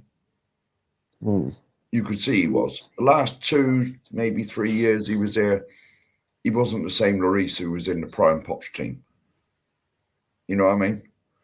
Like, but I've left this comment up here for a while. Would you guys be okay with putting Kinski in now? I can't take much more of Vicario. I mean, to be honest, what's he got to do to get a game? The amount of clangers that like Vicario's made, it's like we've all been saying it for a while now. Some of the players here, they got it too comfortable because they know there's no competition. You know what I mean? So they can put stinkers in, knowing that they'll be playing the next game. You know, like Romero. Yeah. You know, I wouldn't be against putting Kinski in at all. No, I wouldn't be no. against it. I'd be more than happy to have Kinski in, but no good bringing him in for 1 or 2 games. If you're going to bring him in, play him, because that's not fair on Kinski. You know, you've got to give him a run of games to get some game time and get some form up, get him used to the players he's playing around. But I don't think it'll happen. No, I mean, you can't just give him 1 game, can you? No. And you know, and right, this is your one chance. If you F up, then you're not playing again. Yeah, I get that. Let me just say, over 50 of you in here now. If you haven't hit the sub button, please do. And to Nige at Pure Coys and to TJ at Into Spurs. And please like the stream if you're enjoying what you're seeing. Listen, we'll go through them quickly because, as you all know, and you chaps are aware, it's my first game for a long time yesterday, a long time. And I didn't realise how disappointed I was going to be. So, you know, we don't have to spend 20 minutes on every player, but I want to talk about a few that have been disappointing generally.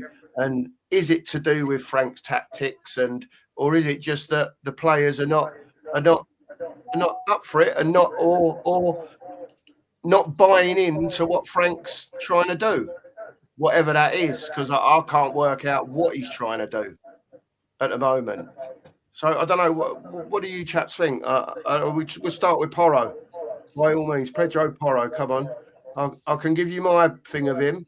All I see him do, which is what I said to you earlier on, was when he gets the ball in the right back position, he looks to knock it down the line. And that's pretty much what he did yesterday. You know, apart from sticking a few corners in. And I just don't get. I don't know if he's on a downturn. I don't know if he's fed up. I don't know, but he's just not. He's just not doing it. And we can have the argument. Yeah, we know he's not a right back. He's a right wing back and all that. But at the end of the day, it doesn't seem to be working very well for whatever reason. Chaps, your thoughts? What do you think? I think it's all tactical. I think it's all tactical with Porro. I don't think he's been good enough this season. I don't think he's been that great for a couple of seasons, to be honest. But there is no doubt his strength is getting forward and getting crosses in.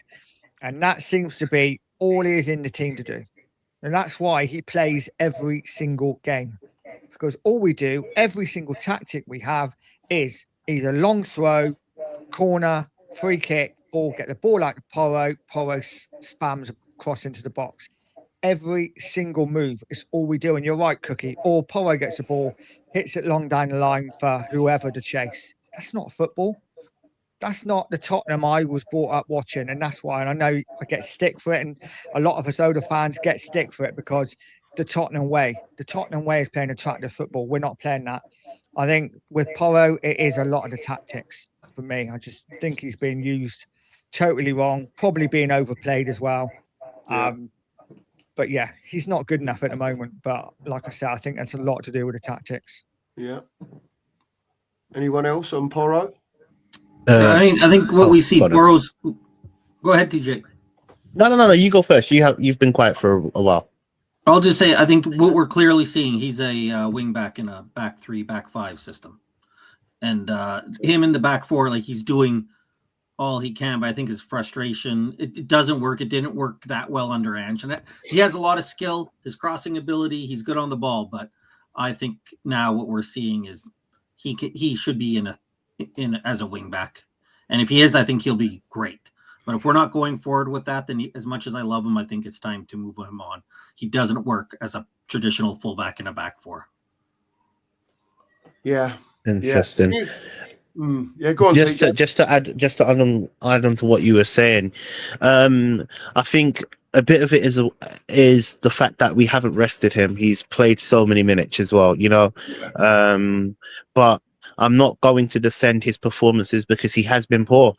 But then I also believe it's the tactics as well, the tactical decisions that Frank is making him do on the pitch. You know, no players are actually playing to their standard. You know, when you have a standard, then at least then you can judge. You see a player that always plays to his standard is someone like Ben Davis, and look at him. That's a career-ending injury, man. You know, what a shame, because he has been, in my opinion, one of our best players since he stepped under the pitch. He's performed at a standard that I want to see most of my players perform. Yeah, cool. We've lost, and we've drawn, but you can see he cares about Tottenham. Most of these players don't. I don't think Pedro Porro cares, personally.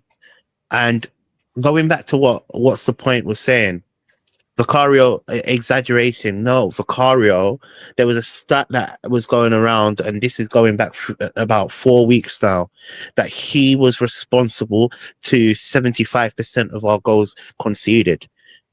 So if look, I'm saying when I watch him play, yes, there are moments where he saves us in many games. Yes, but the negative sides of his game, his moaning, his whinging, his blaming, you know, he never takes accountability for himself. For me, he needs to be one of the players that we need to replace, in my opinion. No, because I just wanted to reply to that comment. Yeah, the thing is for me with Porro is that he was brought in for Conte, I believe, who played 3 at the back, 5 at the back, whatever you want to call it. And his skill set really is not defending because he's a wing back. His job is to bomb on forward and get crosses in the box, which he's all right at. I'm not saying he's the best, but he is a wing back. It's the same as Udogie as well. Udogie was brought in for sort of for Conte as a wing back. There's another reason why I'm so disappointed. And now we're playing four at the back. With Frank, which is why, in my opinion, Ben Davies, I've never said a bad word about Ben Davies. Yes, he never gives you an 8 or a 9, but he's always at 6, 7, 6.5 every game. Mr. Dependable. And I got a feeling, because I've heard he's broke his ankle, that could be his career done. Yeah. Yeah.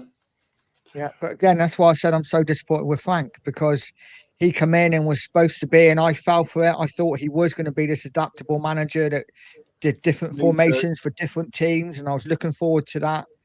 And we've had enough centre halves now for quite a while to play 3 at the back, and he just is not doing it. Yeah. So another frustration for me about Thomas Frank. Yeah.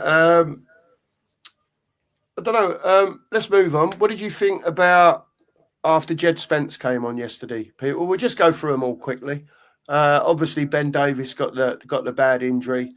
Jed Spence come on, played left back. Thoughts on Jed yesterday, people? Jed frustrates me, especially when we play him on the left, because he's not got a left foot. Every time he bombs down that wing, it's always cut back, and then try to cross it, where he normally gets blocked off. And you know what I mean? So he's better on the right. I'd have him in there because Jed Spence is probably our only natural fullback rather than wing back. Yeah. Apart from Davis, who's now injured. You know, he is a natural fullback, but he's just. I know he's put some good performances in on the left, but he's not. He's better on the right, in my opinion. Yeah, absolutely. Anyone else on Jed Spence? Whoever wants to speak, by all means. Yeah. Jed Spence, innit? I really rate the player. I'm not gonna lie to you. I think I like his redemption arc. You know, he wasn't getting any games to Tottenham, and now look at him. He's playing quite often. The thing with Jed, you know, he's asked to play in a position that, for me, he's not comfortable in. However, what he does offer for Tottenham is the defensive contribution. You know, he's really good defensively in terms of tracking his man. Look, again, Tottenham overall has been poor. I'm not saying anybody's great, like anybody's playing great, but it's Jed Spence is a typical right back in terms of he will defend, you know, and Frank simply is playing him in a wrong position, in my opinion. But that's because we haven't had no cover, and it goes back down to our owners. Because how long have we been saying we needed to bring in a left back? Well, we've got it all stems from these type of things. Our left back Sousa, TJ. Exactly, unproven, not proven. How, you know, this is the sanity thing about Tottenham. You know, we don't improve in any of our positions. You know, we've now. I hope Sousa has a good career in this terrible Tottenham team. You know, I never wish a player to fail, but realistically, it's not what we needed. In my opinion, we did need a left back. Let me make that clear. I'm not saying we didn't need a left back. We did need a left back, but it's not what we needed. Too many youngsters. We need ready, proven players. That's why Conor Gallagher is, in my opinion, a good signing. He fits the tin box, understands what it means to play for in the Prem. That's why Kudos was a good signing, in my opinion. Understands what it takes to be in the Prem. Yes, obviously we've been very poor, but we need ready now, not ready in the next 4 years. We already have too many of them. Fair comments, TJ. Anyone else, Scott? Have you said? Yeah, I've never been a big fan of Spence. I started to get a little bit more respect for him last season when I saw what he could do defensively. I think overall as a player, he's one. It happened with Davies. It happens with a lot of players. When you're good defensively, but useless going forward, you get a lot of defense. When you're like Porro, who's good going forward but bad at defense, people call you out, right? And Spence offers nothing going forward. I think he's fine if you want to have. Well, I don't think he's fine. I'll get to that after. As a player, he's fine as a option to be a squad rotation player because of his defensive ability. As a fullback, I think he can do a job in certain games and certain times. But I think with his attitude, which is terrible, that I would get rid of him. But I think we've seen so much right, left. He's so poor with the ball. He wins the ball back, which he's great at, and then gives it right back to players. He can't cross the ball. He can't pass the ball. Spence is a guy I would look to get rid of. I think somebody said it in the chat too. He thinks he's a lot better than he is, and I think that comes across on the pitch when you see him trying to do things. He doesn't seem like somebody who's going to work on his issues. It's somebody else's fault. We saw the interview with Ferdinand, which was embarrassing. We've heard about his issues in the past. He's a guy that I would move on from.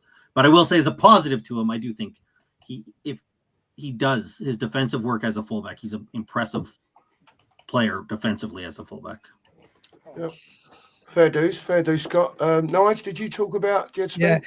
Yeah. No, I'll make it really quick. I like him as a player. I think he's a good defender. I think he's got a bad attitude. And I think ever since that thing when he walked off the pitch with Van der Ven and ignored the manager, I think since then, I don't think he's been the same player.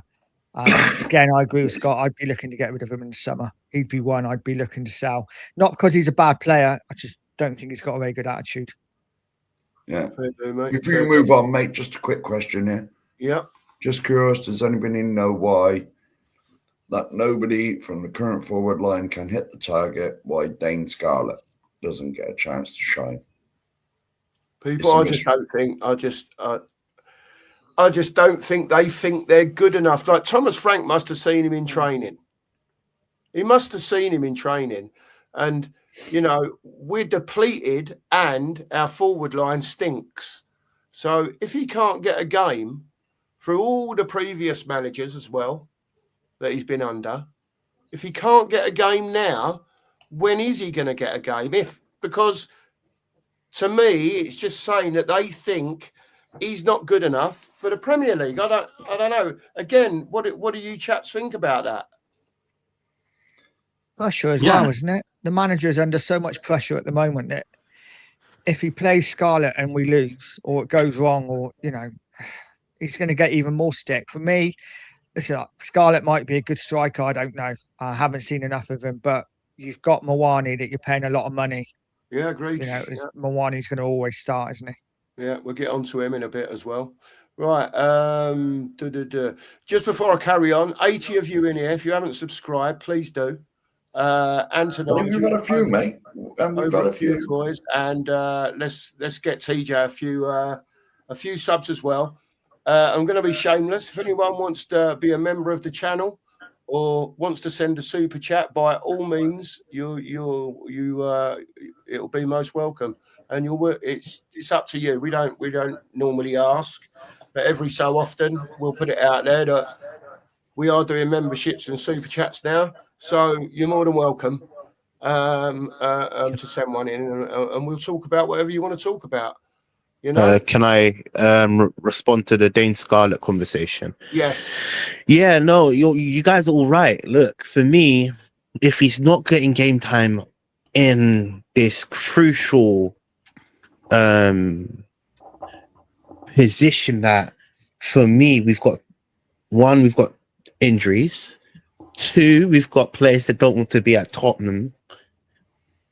When is Dane Scarlett actually going to play? You know, so a bit of me feels like he's not up to the standard. I'm only adding 1 and 1 together and saying he's just not up to the standard because look, Frank has injuries to his midfield. he decided to go back on what he was feeling with Bissouma, and he decided to put him in the team. So if Bissouma can get back, why can't Dane Scarlett get in? That's all I would say. Yeah, so I just saw the bottom comment that went in. It's all right. Just giggling at that. But I think Nige raises a good point, though, right? And it's something that we've had beyond just Frank, though. Frank's fighting for his job, right? Like, can he afford to play any, like, a Dane Scarlett? And this, again, is a Dane Scarlett that wasn't good at League One. I think Portsmouth was it that he went to. Wasn't good at Oxford. Wasn't good at Ipswich. And I know every Spurs fan says, well, neither was Kane, but Kane's the unicorn. Like, Dane Scarlett has had a lot of opportunities and not shown that he's very good. And if you're Frank and you're trying to keep your job, or if you're, when Nuno was here trying to keep his job, or Poch or anyone, it's hard to play the youth, especially when they haven't shown much, right? Like, I think when we look back to the Harry Kane, when Sherwood started him, I don't know if he had much of an option back then. And maybe we could argue if the other option is Tell. Maybe we don't have any options either, but it's hard for managers at Spurs to play these youth players when A, they haven't shown them much, and B, if they play them and they don't get a result, you could be sacked.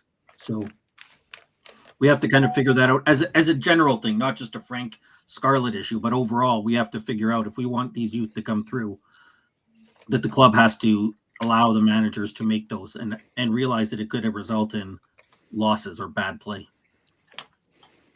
Okay, Scott, fair dues. Anyone else want to talk about Dane Scarlett? I'm sorry. Before you guys go on to the next person, I just want to just reply to one of the comments. They're talking about Jed Spence, and they're directing me because I obviously rate him as a player. It's going to be 2 seconds. 2 seconds. Look, yeah, no, I understand. I understand all your frustrations. But someone I spoke to has kind of changed my mind over the last year about how I interpret footballers. Sometimes you need to have that attitude about you. Like you might say it's bad, but that ego, you have to be able to believe in yourself. And for me, we lack a lot of experience and someone that wants to be like, yes, I'm going to do this. I want that more, in my opinion. Because we lack it right now. Sadly, the standards have dropped, and we're judging this team based on what we're seeing on the pitch. And I've always said we have fallen so far from where we used to be and where I expect Tottenham to be. So for me to praise Jed Spence for passion, I see it as passion. To be honest with you, all the best footballers have this ego about them. That's all I want to say about that thing, that Jed Spence. And you guys can agree to disagree with me, to be honest with you, but that's just my opinion. Yeah, it's just opinions, TJ. That's what we're here for. That's what we want to hear from the chat. Listen, get involved in the chat. Anyone wants to come on, you're more than welcome. Mark will stick the StreamYard back in a minute. I will do now, mate. So if anybody wants to come on, I will substitute. So I'll substitute myself off. It's fine. It's fine. We've got space, mate. We're all right. We've got space. Welcome, Dan, as well. You've been sat there. Yes. I was just coming to that. Dan, how are you? Long time no see, mate. Evening, Cookie. Evening, Sheriff. Evening, Nige. Evening, TJ.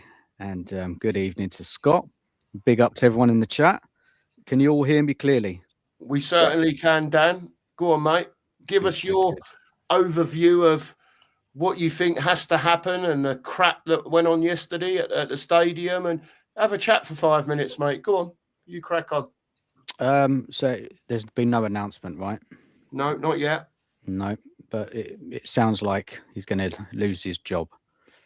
If not today, tomorrow, maybe Wednesday after we get smashed by Dortmund, or when we lose away to Burnley. Yeah. Right, so it's going to happen. So we might as well just get rid of him now. Maybe they're just working out who to bring in, and that's the crucial part next, isn't it? Like who's going to come in? Have you had that conversation tonight, guys? A little bit, not particularly, because there's been a few names bantered about, Dan. We've talked about interim managers and do we stick with him till the end of the season and then go again? The excuses that they'll give if they do sack him. I've said that Vinay has put himself in a bit of a position now because he's took Frank on and then he's heard 20,000 people shouting for quite a long time yesterday, Frank out. So, he's put himself, does he sack him and eat humble pie? Or does he think, you know what, we ain't getting relegated. I'll stick with him till the end of the season. And he has to go, man. He has to go, isn't it? Look at the reaction yesterday at the end of the game in the South Stand. I can't see how he survives this. I mean, what's that statistic about the home record? What's the percentage, guys? 18% on it. 18.2. I mean, we'd never seen anything like that in Spurs history, unless anybody can go way, way back, and anyone's got that. That is a madness. It's collapsed, isn't it, under Frank? The whole thing's collapsed. Can't win a game. You're losing to the worst West Ham team I've seen for years, and they deserved it. They deserved to beat Spurs, and it's a sad state of affairs at our club. And Frank needs to go, in my opinion, sooner the better. But the bigger question is who's going to come in, and that's going to be crucial for me as a fan. Who they're going to bring in? Ideally they want to bring in someone long term. An interim. I don't know really who would come in as an interim. It's all an unknown, isn't it, guys? To be honest, like I ain't got any trust in this board at all. So it's kind of like watch this space and see who they bring in. I mean, have you all seen the favourites for the job, guys, on the betting? I've seen. Go for it, Mark. My manager. Yeah, I think he's second favourite. I saw he was 11-4. He's not going to come in now, is he? He's not going to come in now. So I put that one to the side. Anybody else there in the betting that you would take? The likes of Glasner's up there. Alonso. Would take or that would actually come in, Dan? Because there's lots that I would take, but there's no chance that they're going to come. That's the problem where we're at, right? I get that, Scott. But if the club has any ambition, which we all doubt, you've got to go and get the best man for the job. That's what I demand. I don't care if they're, people might think, oh, would they come? They've got to try and get them. Yeah, that's the only way we're going to get this club going back on track again. We need a top manager coming in, Alonso, a Glasner, a Xavi. Yeah, give them a couple of players before the end of the January transfer window, and we go again. It's not going to fix everything. We know that. Yeah, there's issues, lots of issues, but the club need to take action, take a hold of this situation, take responsibility, and start putting this right, because it's an absolute disgrace what's happened this season. Absolute disgrace. I'm disgusted with the club, to be honest. I am. And the players, they don't get away scot-free either. They've been so underperforming. If they down tools under Frank, looks like it. We are crap, aren't we, under Thomas Frank? And I'm not saying Frank's a bad manager, but I just think he's the wrong fit for the club. I've never seen anything like it. The football's dreadful. No patterns of play. We're relying on defenders to score us goals. Frank had the team all week. What was he doing in coaching? What was he doing? We looked rubbish again. But I'm not surprised from that result yesterday. I'm not, because this is what we are under Thomas Frank. Fair play, Dan. Yeah. Well, I think it's what we are for a couple of years now, right? That's my problem. That's where we somewhat disagree. But yeah, I think it's where we are for a while. Yeah. That's what concerns me, is that this has been going on too long. Let's bring in Dave. Good evening, sir. How are you? All good. All good. Can you hear me all right, gents? Yeah. Nice to speak to you, Dave. How are you? Yeah. Okay, Yeah, good, mate. Pleasure, honour to be on. What do you want to talk about, Dave? Oh, it's where do we start? The club is just rotten from top to bottom. Mm-hmm. There's no direction whatsoever from what I'm seeing. That's from, I know Vinay came out with that statement in the club program, but that's you talk the talk, but we've got to start walking the walk now. And I could see it happening yesterday. I was watching the game. I could see it happening a mile off. We're Tottenham. We're a team of two halves. It literally takes us to go one or two down to actually get anything out of the team. But our club is just, we are a complete mess. We've got the fan base. I've never seen a fan base and the team so divided. You've got players starting trouble, rowing with fans, the away fans as well. You don't do that to the away fans. They're your diehards. You want them on your side 24/7, and I just don't know where to go. I've hurt the players as well. I looked at lineup yesterday. Odebert, he's not good enough already. Gray, he's not ready. It's just Dave, don't you think Frank's lost control of that dressing room? Frank Allowed the players, don't you think he has? 100%. When I started noticing that when he came on the pitch and Spencer Van der Ven walked straight past him. And then I started noticing Porro having pops at Bergvall for clapping the fans. Again, the away fans as well. And there's just something has got to change at this club. I mean, we can be linked with all the great managers. We had our chance with Antonio Conte,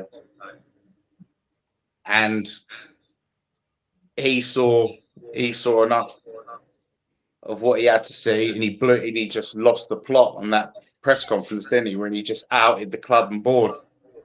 And he wanted to leave, though, didn't he? He weren't wrong. But his thing is, though, it's like this Romero thing. You keep things behind closed doors and stuff like that. But sometimes people just, enough is enough. And I'll be very surprised if we wake up in the morning. The first thing you're going to see on Sky Sports News is Thomas Frank sacked. He should have been sacked half time, to be honest with you. Yeah, it's way too long.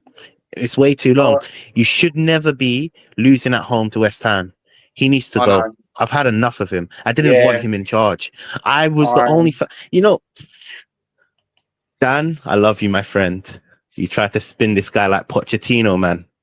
Disrespect Pochettino's name. We've had this conversation, mate. I know, man, but I saw. Let's do it then. Go on, let's do it. The thing is, isn't it? I knew from the get-go when we were bringing in Frank. What, you missed it, Meg? It's not the manager that I wanted. I wanted an experienced manager, someone that has won trophies. Someone that can Didn't we all, mate? Didn't we all? Sorry, say that again. Didn't we all want that? Oh, 100%, 100%. And I knew it wasn't Frank. That's the difference. For me, he didn't have the pedigree to actually be managing Tottenham. I feel like the job is too big for him, firstly. And there's also other factors like the respect thing. Nobody respects him. You can tell the players are not playing for him. So what? Why? These players, who respects these dog shit players? Sorry, Mark. These awful players. Like, let it out, mate. Which Spurs are you Scott, watching? You think they're awful? I'm watching a Spurs that finished 17th last year, 8th with Stellini when Conte left. I'm watching a Spurs with Tell, Odebert. Like, I don't want them. I don't care if they respect anyone. I don't respect them. Great. It's true. It's true. The only factor into what I'm trying to say, when you decide to sack a manager, and we saw it over social media, whether you think it's right or wrong, that's not the argument I'm putting forward. I'm putting forward that you have to consider what the players want, because they are going to be representing Tottenham, and clearly half of that squad didn't want Frank to go, even Ange to get sacked. That's factual. You had a lot of the players, look, you can see it. They don't respect him. They don't believe in his in his football. They're not playing football. let alone believing in for the football. Well, they I weren't don't doing even that before, know Frank. what we're playing with the football we're playing. It's so.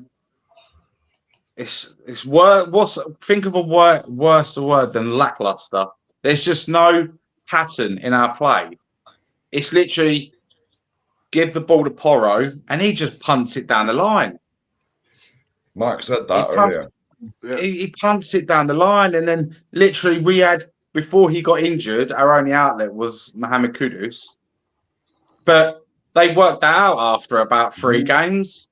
They just stuck 2 men on him. Or 3. Because we got no one on the left. And to be honest with you, I think Frank, part of me does feel sorry for Frank, because the owners, the board, and the sporting directors, he's been set up to fail. He wasn't backed properly in the summer. We sold our best player, Son. Didn't replace him. We bought a 6 in Paulinho, which we desperately needed, which we've been craving since probably Victor Wanyama.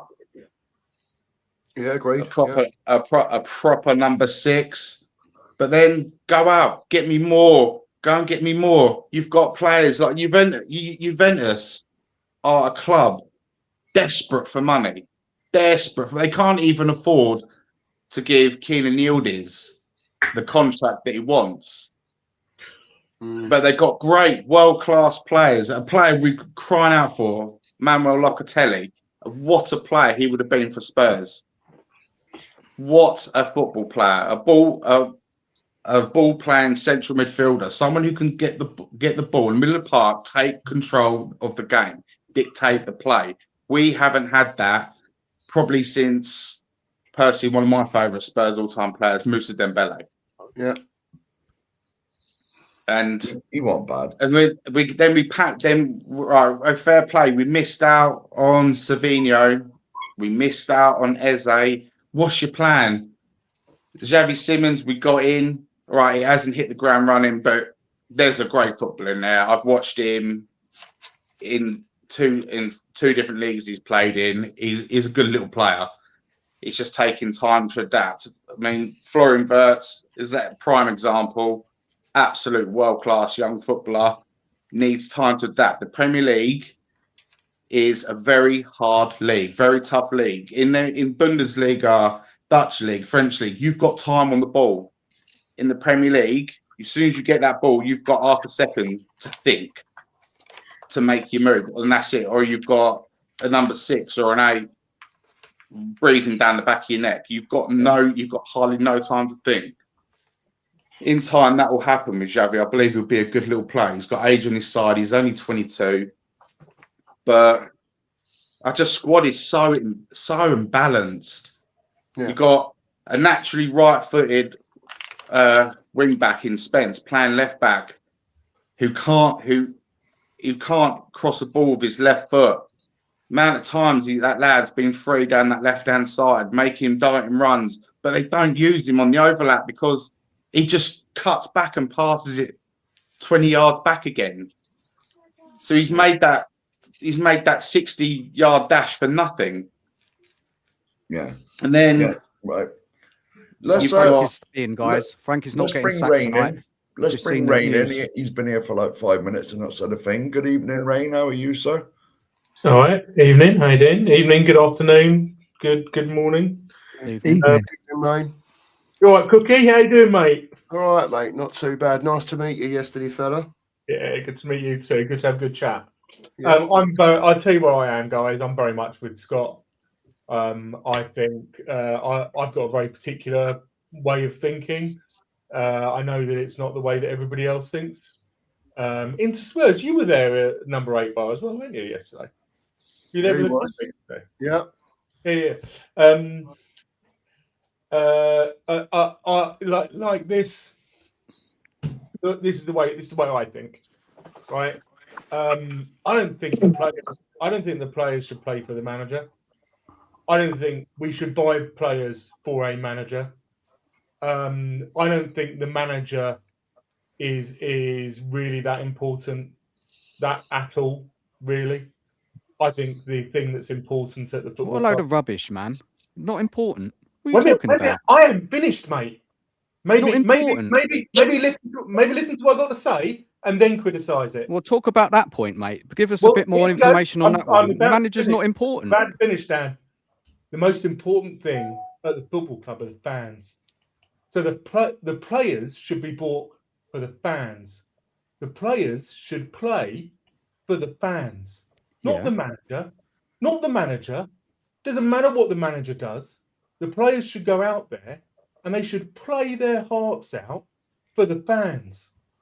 There should be none of this. I'm going to down tools because I don't like what I'm being told.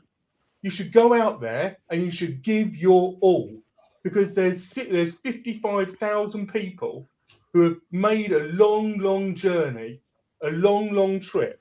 There's countless other thousands who are taking their time out to watch you play football for them. And I don't buy this. If we seriously think that any player is not playing as best as they can for our football club because they're having a little hissy fit about the manager, then do you know what? What you need to do is get rid of the player. That's what you need to do. And all of this, we need to buy players for managers. That's what we've been doing wrong. And people still talk about it, right? For 10, 15 years, we've been buying players that managers want. No. What's the point of the manager then, Ryan? No. We should buy players that fit the ethos of the club. You mentioned Conte. Conte is a brilliant example. We actually had half decent results under Conte, and the fans drove him out. Why did we drive him out? Because he didn't fit the ethos, the culture of the club, right? So we should never buy players for the manager. What is the importance for the manager? Tactical cohesion. Yes, you need a direct contact with the players to ensure that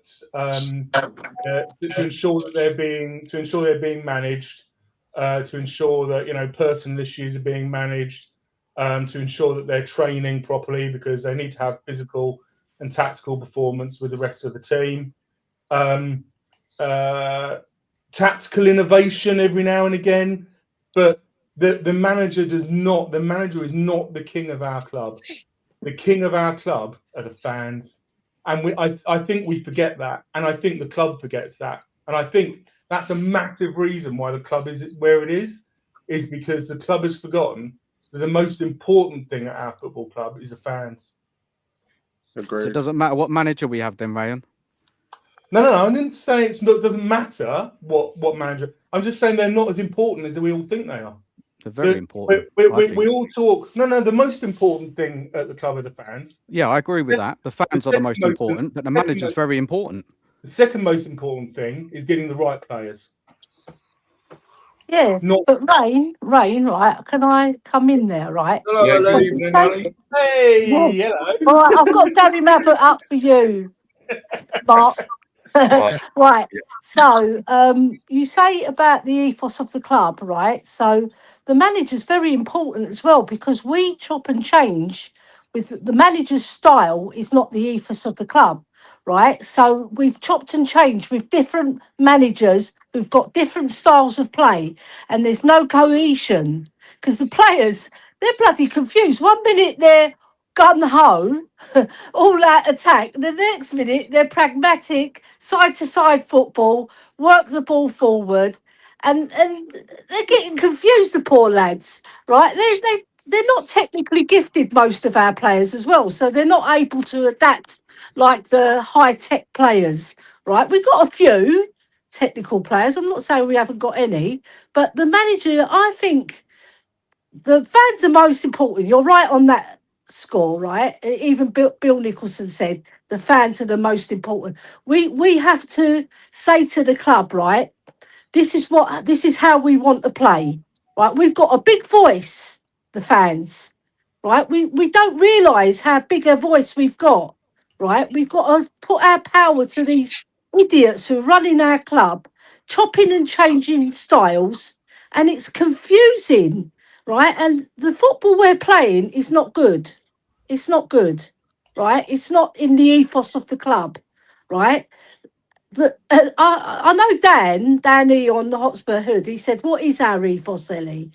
Our ethos is to play attractive football on the front foot and don't die of boredom watching the other team try and attack you. You attack them, right? Don't let them dictate to you how you play, right? We've got to go out there and show them what we're all about, right? But we're not doing that because Frank, right, he's quite a bad fit for Spurs in terms of the ethos of the club, right? So if they're going to keep him in the job, then he's got to change big time to get the fans on board because we're the ones who pay the money. And I see a lot of fans, right? They say, "Oh, it's not our money. It bloody is our money. We're the ones who get, without our money, the Spurs are nothing. It is our money. They're playing with our money. We're the ones buying the shirts. We're the ones paying the tickets. We're the ones buying all the merchandise, everything, not just shirts, right? We provide the money. If we take that away from them, they've got nothing. They've just got the NFL, and Spurs will not exist as a football club, right? So I don't know. I just think the manager is important, but the fans, I agree with you. We are the most important, and we can push for this change. If everybody got on board and pushed for this change, we can get there. Yeah, but Ellie, at the same time, you can't have 150 people turning up at a protest. I know. 90 What's minutes that all later, there's about? 20,000 people. Do you know what I mean? Giving it the big un, which you know, and so something's got to change somewhere, Ellie. So something's got to change on the managers that we're getting. You're spot on the front foot, you know, playing decent football, and you know, I'm not being funny. The amount of defensive players we've got now, even playing on the front foot, you know, we should be okay, you know, but we've got to get those players in now. You've got your Gallagher in, who's your number 8, who's your buzzer. Yeah, he'll buzz round doing whatever. I don't know if this is going to revive Yves Bissouma's Tottenham career. Yesterday, I thought he was decent when he came on. It's not for me. I don't think I think he needs to go. He's wrong. He was our best player in the second half. He was our best player in the second half. Yeah, absolutely. Absolutely. But he needs to go. He needs to go. Maybe he needs to go, but he probably will go. But he was our best player, and that just shows the indictment of our club at the moment, doesn't it? Because he hasn't trained with Frank. If he was our best player, it wasn't because of how great he was. It was more of how poor everybody else. Yeah, that's what I'm saying. It's an indictment. I know. Of Yes, the rest of the team. Yeah. This is where we've come as a club. This is how bad, low of the bar, further down the bar we've gone. A player who gets high off helium balloons was our best player yesterday. Is that how shit we've become? Well, I can tell you, Mark, when did I speak to you, mate? Dinner time-ish, wasn't it? Yeah, something like that, yeah. Yeah, and you said to me that you were, I know it's the first time you've been in the ground for 25 years, whatever it is, and you said to me, I'm so disappointed that the team that I followed since the 70s, all over the country, been to numerous finals, has descended to this. Yeah. It ain't the team that I grew up, you know, it's just we're business. We're business. And that's it. We all feel like that, don't we? Yeah, it's just I don't feel like a lot of the time the passion's there. I don't feel like a lot of the players get what it is to, you know, people say, oh, I think you've got to have managers and players and boardroom and everyone around the club who understand Tottenham. You know, we can go back to this Tottenham way and all that. You know, at the end of the day, we need people on the board that are in line with the next level down, that are in line, whatever that is, to the manager, to the scouts, to whoever they're employing. No one can say Tottenham Hotspur don't spend money. Trust me, we spend loads of money.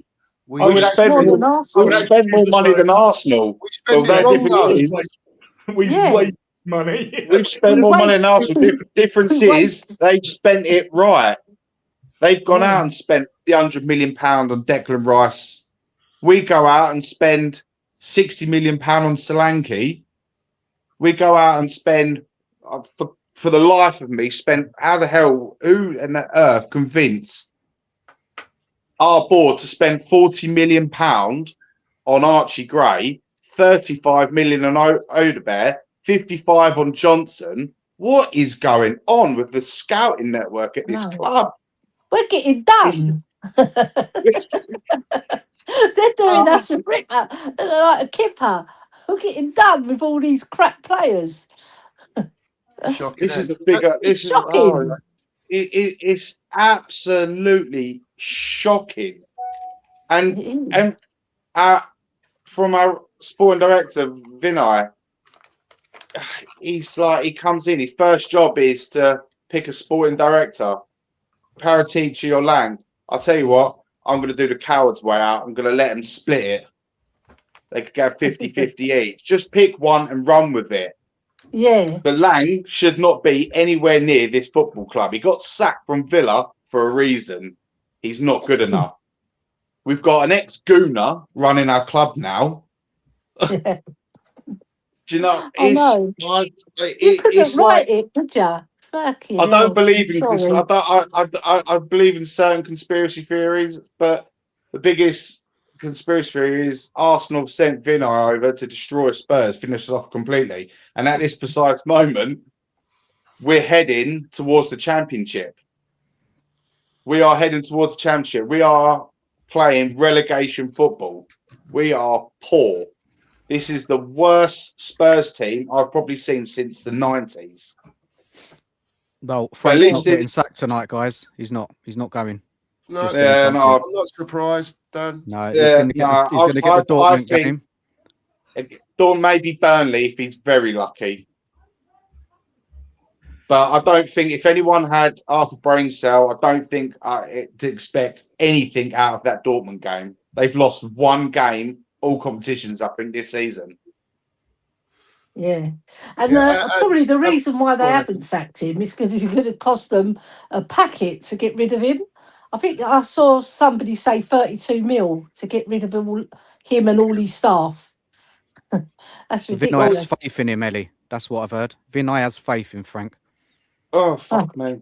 Yeah, because he's a gooner. Actually, the money that we've wasted, we talk about wasting money, right?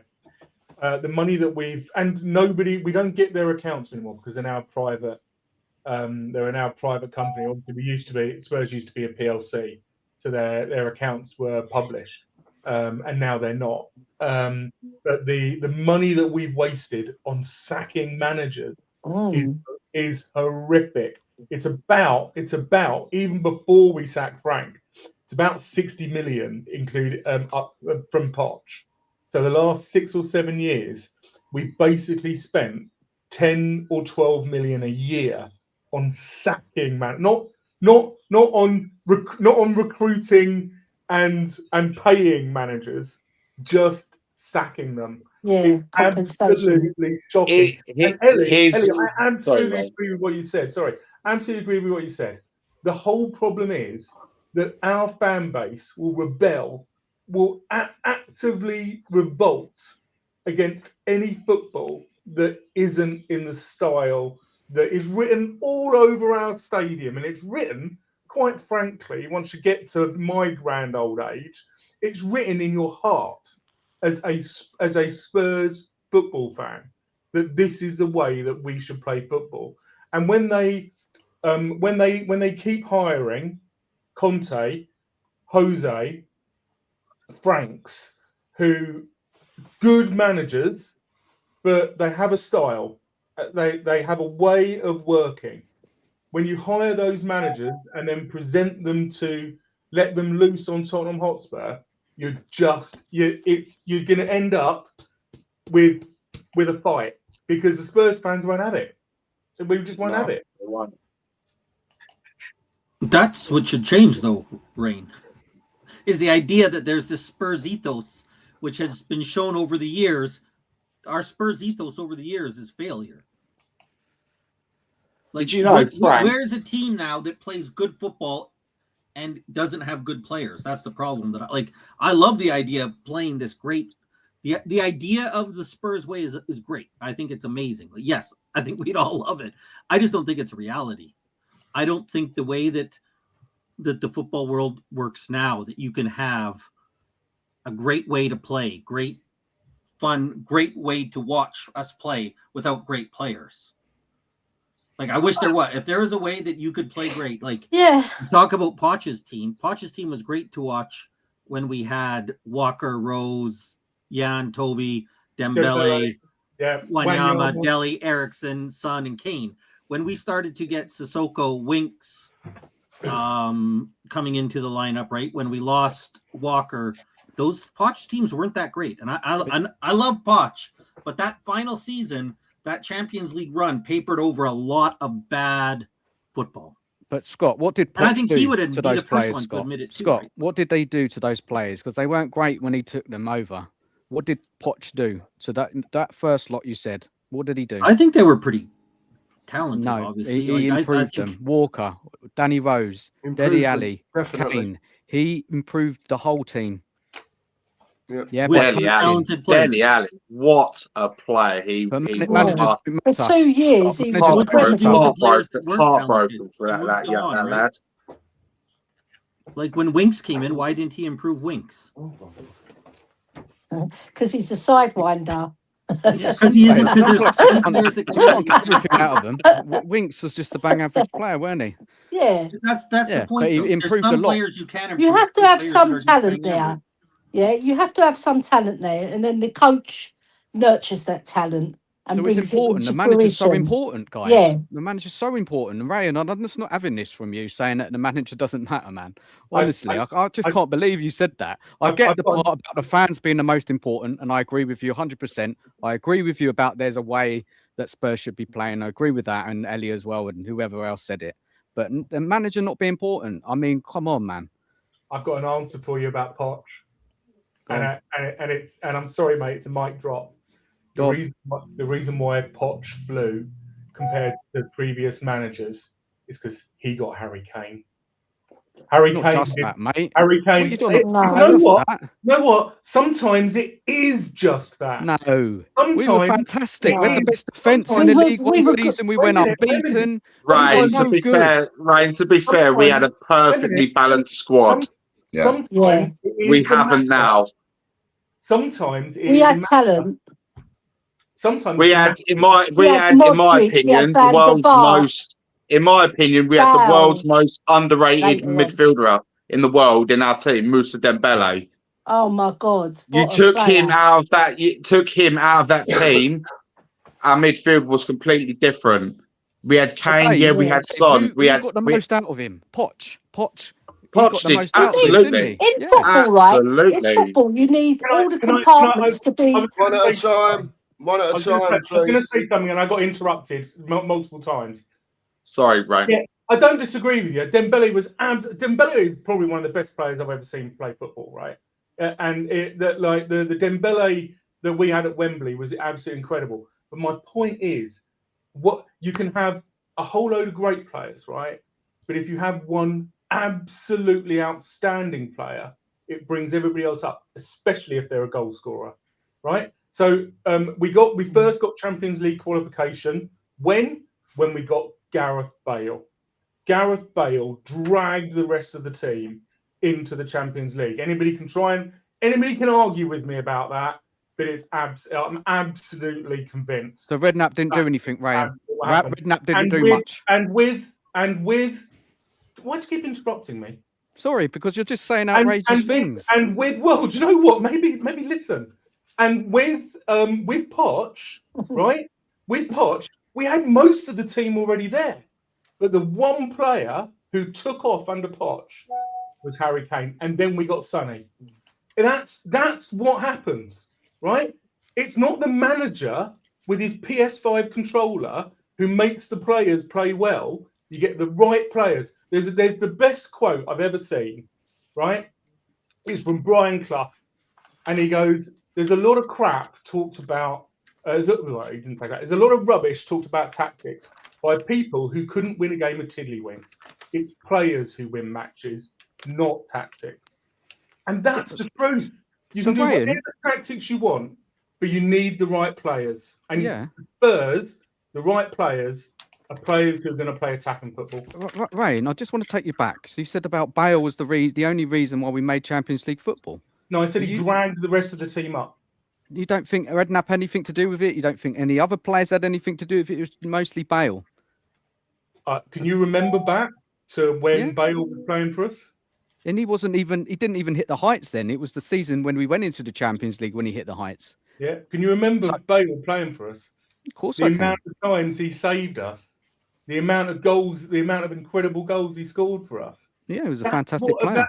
That's what a really good player does for you. Gareth Bale announced him to the world when we were in the Champions League. The game against one of the Milan. When we were 3-0 down at half-time or 4-0 down, and he got out. 4-0 down. Yeah, 4-0 down, that's right. Crouch got sent off, didn't he? We need better players. And a good manager. Whatever. The manager will come and go. The players will be there for a lot longer than the manager. That's been our problem, though, isn't it? We've got we go through managers like flipping Bonnie Blue goes through men, but with the players still stay. Do you know what I mean? It's just but it's easier to get rid of a manager than it is players. Which at Spurs we somehow struggle to sell players. But that's been for the last 20 years, it's been the hardest thing to do, but we don't have a hard time selling our elite players, though, like the Modric's, the Bales, and stuff like that. But the mid-card players, we can't. I mean, we couldn't even get rid of Ndombele, and we had to terminate the last 6 months of his contract. That geezer had been stealing a living for 5 years off of us. Yeah, it's embarrassing. Essentially, right, what Rain's saying is there's no right or wrong in football, right, in terms of opinions, right? We could disagree with him, but essentially what you're saying is Bale dragged us through, right? But then I played in midfield, right? I was a midfield player. I was a creative midfielder. Without me, nothing's getting created, right? So with Dembele in midfield and Modric and Van der Vaart, all those players contributed towards how Bale got into those positions. It wasn't just him alone, right? Obviously, he was the star one who got us back into games, yeah, and he scored really brilliant goals. But it's a team game, right? You can't always say one player can make a difference, yeah, but it's a team game. So all those 10 other players who were playing all contributed towards us getting a brilliant Champions League run and getting to the final, right? I do think that's what I said, though. I didn't say you said he dragged us through. No, it's a team game. No, I said you can have a whole load of good players, but you need at least one player who's gonna drag you through, who's gonna take the rest of the side up. That's the way it's always worked. It's the way it's always worked. And you know what? They're normally a goal scorer. And what don't we have? We don't have a goal. There is a reason why we're struggling at the moment. That's because we used to score all of our goals this season from set pieces, and all of those set piece goals have mostly dried up. And you know what? We still don't have a goal scorer. So that's why we're struggling so badly, because we just don't ever really put the ball in the back of the net. Ryan, what's Frank doing wrong, Ryan, in your opinion, as the manager at Spurs? He hasn't got the right players. He hasn't got nothing to do with tactics, system, motivation, having belief. No, I don't know anything about motivation of these players. I'm not in the dressing room. I can't get into their heads. In terms of tactics, do you know what? Most teams these days just play 4-2-3-1. And if they don't know how to play 4-2-3-1 and get the ball down, get pass the ball around each other and get the ball into the box and get into the box and put the ball in the back of the net, then that's what they're doing. I don't know what they're doing, right? So But you know, what I will say, I'll add something to that. What I will say is we had a counter-attacking attempts yesterday. Xavi broke through, right? But what's his name? Gallagher and Gray stayed at the halfway line. Did not progress any further than that. Why With is an that, extra Dave? body or two further up pitch, that could have been a different scenario. I Why is think that, Dave? because they're being coached to do that. I believe he is so worried. I think we are being so badly coached not to lose Mm. that Yeah, I agree with the that. attacking side of our game has fallen quicker than Pompey. So why did it happen before Frank? But let's say that again. Sorry. Why did all these same issues that we're complaining about happen before Frank was here? What do you mean, Scott? Under Ange? Yeah, under Ange, our players looked like they didn't care. Under Ange, our players were awful in attack. Under Ange, all these same things happened. Under Conte, it happened. Under Jose, it happened. But he's talking Under about Conte, we said, why are these that's a guys take so Pacific long? issue. Why do they have to Dave go said. down to show up? Scott, he said a Pacific issue about the players not progressing past the halfway line. That's what he said. That.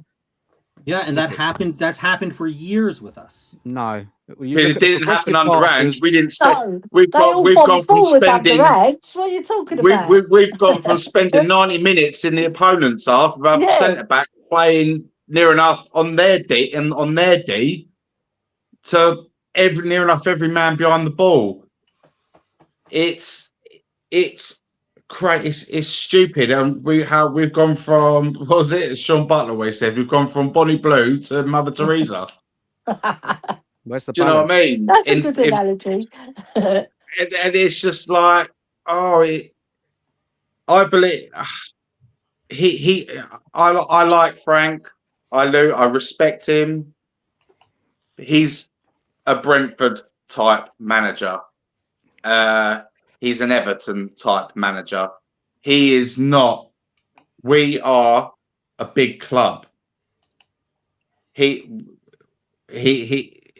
not a Tottenham.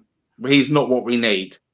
And I've seen all we were linked with and stuff like that. Now you've got a perfect opportunity to go in and get Xabi Alonso. Give him the money. Give him what he wants. I know he's just been sacked from Madrid, but that club's got more issues than Vogue. They've got so many egotistical players there. And it takes a special type of manager, like someone like Ancelotti, who held that reign for 4 or 5 years. He's got to be one of the longest serving managers in the last 20 years, Ancelotti. Because good managers have gone there and failed because of players always getting their way with their egos. I think Xabi Alonso would be the closest thing we could ever get to a Poch again. Scott, you're shaking your head, mate. You're shaking your head. You know, we can't. Yeah, what? Obviously, a manager will need to be changed at some point, right? Okay, so who do you bring in, Scott? Well, I'm shaking my head because we say that we're a big club. We just started Tel, Odebert, and Mwani as our front three. That's not a big because club. There's nobody else. They're all injured. Kudus is injured. You know what I mean? There's no one else. Hey, replace Kudus. Tel, Mwani, and Kudus is a shit front three. That's not a big. Sorry, Mark. I don't mean to. That's not a big club. Like I think the problem that I have when people say like Frank's a mid-table manager, we're a big club. I think we need to realize what kind of club we are and what we've been turning into since Poch left. Conte said it, right? He got mad. We say we want these big managers. They don't want to be here. That's my concern. What do Conte we do? left. What do we do? Alonso- If we wasn't a big club, we wouldn't have been able to attract the managers like Mourinho, Conte. Do you know what I mean? You're not a big. They don't go to Mickey Mouse clubs. They go to big clubs. When we with attracted high Conte, we had aspirations. we had Kane and Son, so he had something that he can build around. When Alonso comes to Spurs, what's he building around? What's the attraction for him? No, but this is the whole thing. This is the whole thing. This is where Vinay has got to put his money where his mouth is. He says we change of wage structure, change of transfer policy. He wrote it all in the match day program. Yeah, but he's got to change. You can't go into a transfer market and go in for a player who's on 350 grand at his current club and try and convince him to come to your club with a max net spend of 200 grand per week. It ain't going to happen. And just for example, that's just as an example. Do you know what I mean? You want to attract the big players. But why would Alonso come when our owners have said these things before? Don't you think he's going to wait till we actually see that? Like, I think that when Conte and Jose came, you could sell them on the fact that we had Son and Kane. That's something you can build around, right? That's a quality thing. Conte can come in and says, I have Son and Kane. If this board backs me, I can do it. Now he came in, he had Son and Kane. The board didn't back him. Jose came in and the board didn't back Jose. Like, these managers eventually, I think now what we're seeing is why we had Thomas Frank, is that these managers are saying, why would Glasner leave Palace to come to Spurs? What's the appeal? He has just as good players as Palace as he does at Spurs. He can win an FA Cup like he did there. Like, there's no appeal right now. That's my concern. I think Vinay has to show it, not say it. I think we have to show it over multiple windows before those managers will come. Scott, this is where the problem it goes back to is that you don't rate the squad, you don't rate the team. Where I rate it more than you, I think more than Ryan as well. I don't know about everyone else, but you know, we are a big club. Obviously, we're not performing like a big club now, right? I get that. I agree with that. We're not performing like a big club, and we haven't really in the last few seasons. But I think we're a big attraction. We've got a fantastic fan base. We have a really fantastic history. Look at the stadium. It's crying out for a top manager to come in. Yes, recruitment's got to improve massively. I agree with that.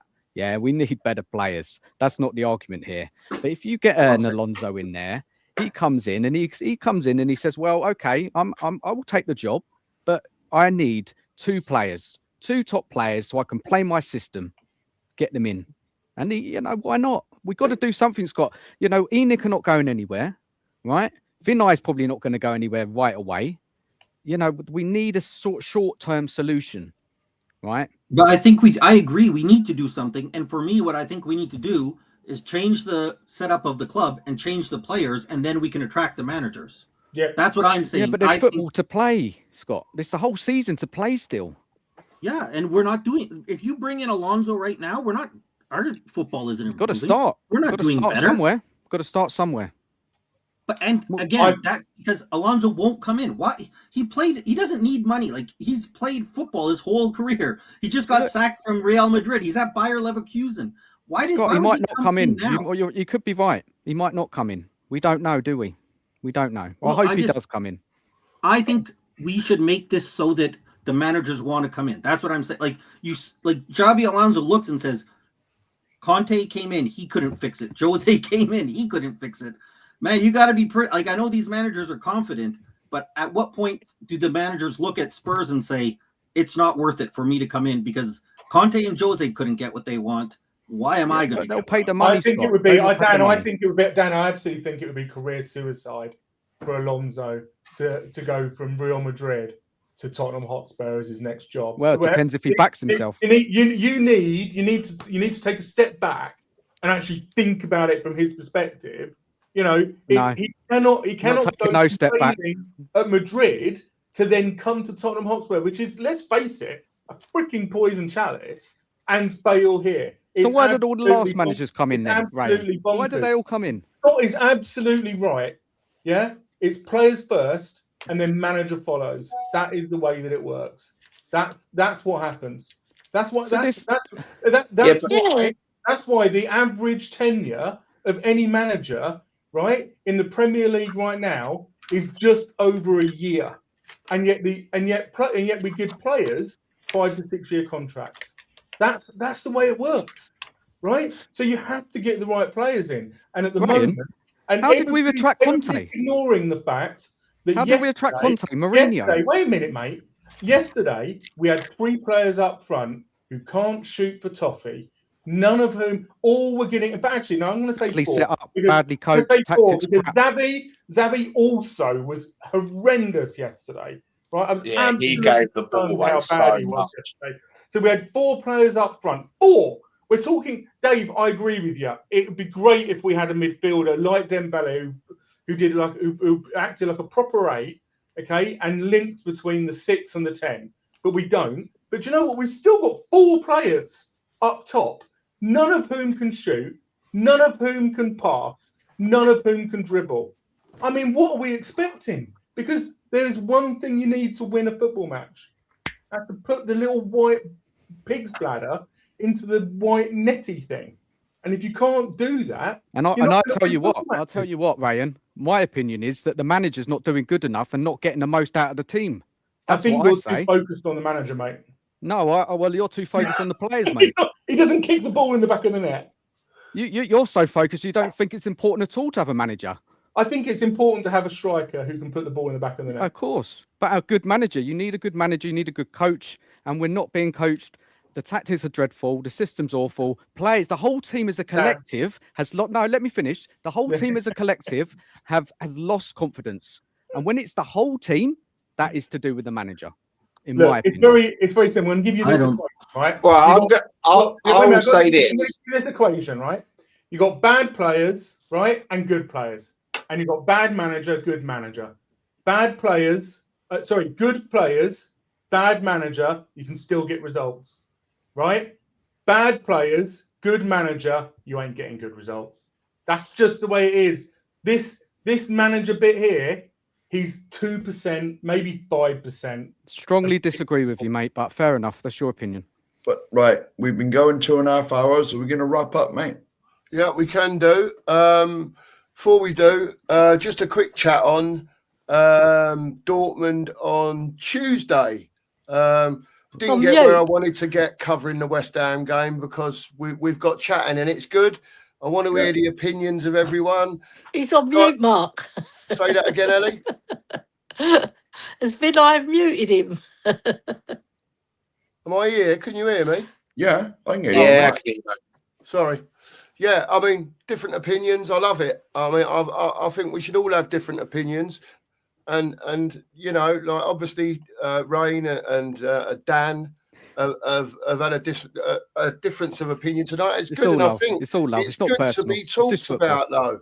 It's good to be talk about people's different opinions on the same things. You know, it's great stuff. But just quickly, look, it looks like we're going to be threadbare against Dortmund on Tuesday. I don't think we've hardly got a fit midfielder available. What's the plan? What are we going to do? And just give me a scoreline for Tuesday night. Right, I'll go first. As per usual, there is no plan. It's panic stations. It's panic stations. And I expect to see quite a lot of youngsters, especially in the midfield area. If we've got, because obviously Conor Gallagher can't play. We can only register him for it after the playoffs if we get there. Yeah. After the knockout in the playoff, we can register him for the second half of it, the knockout stages. But I expect to see a lot of youngsters. If that's all we got, yeah. Okay, and scoreline, Mark?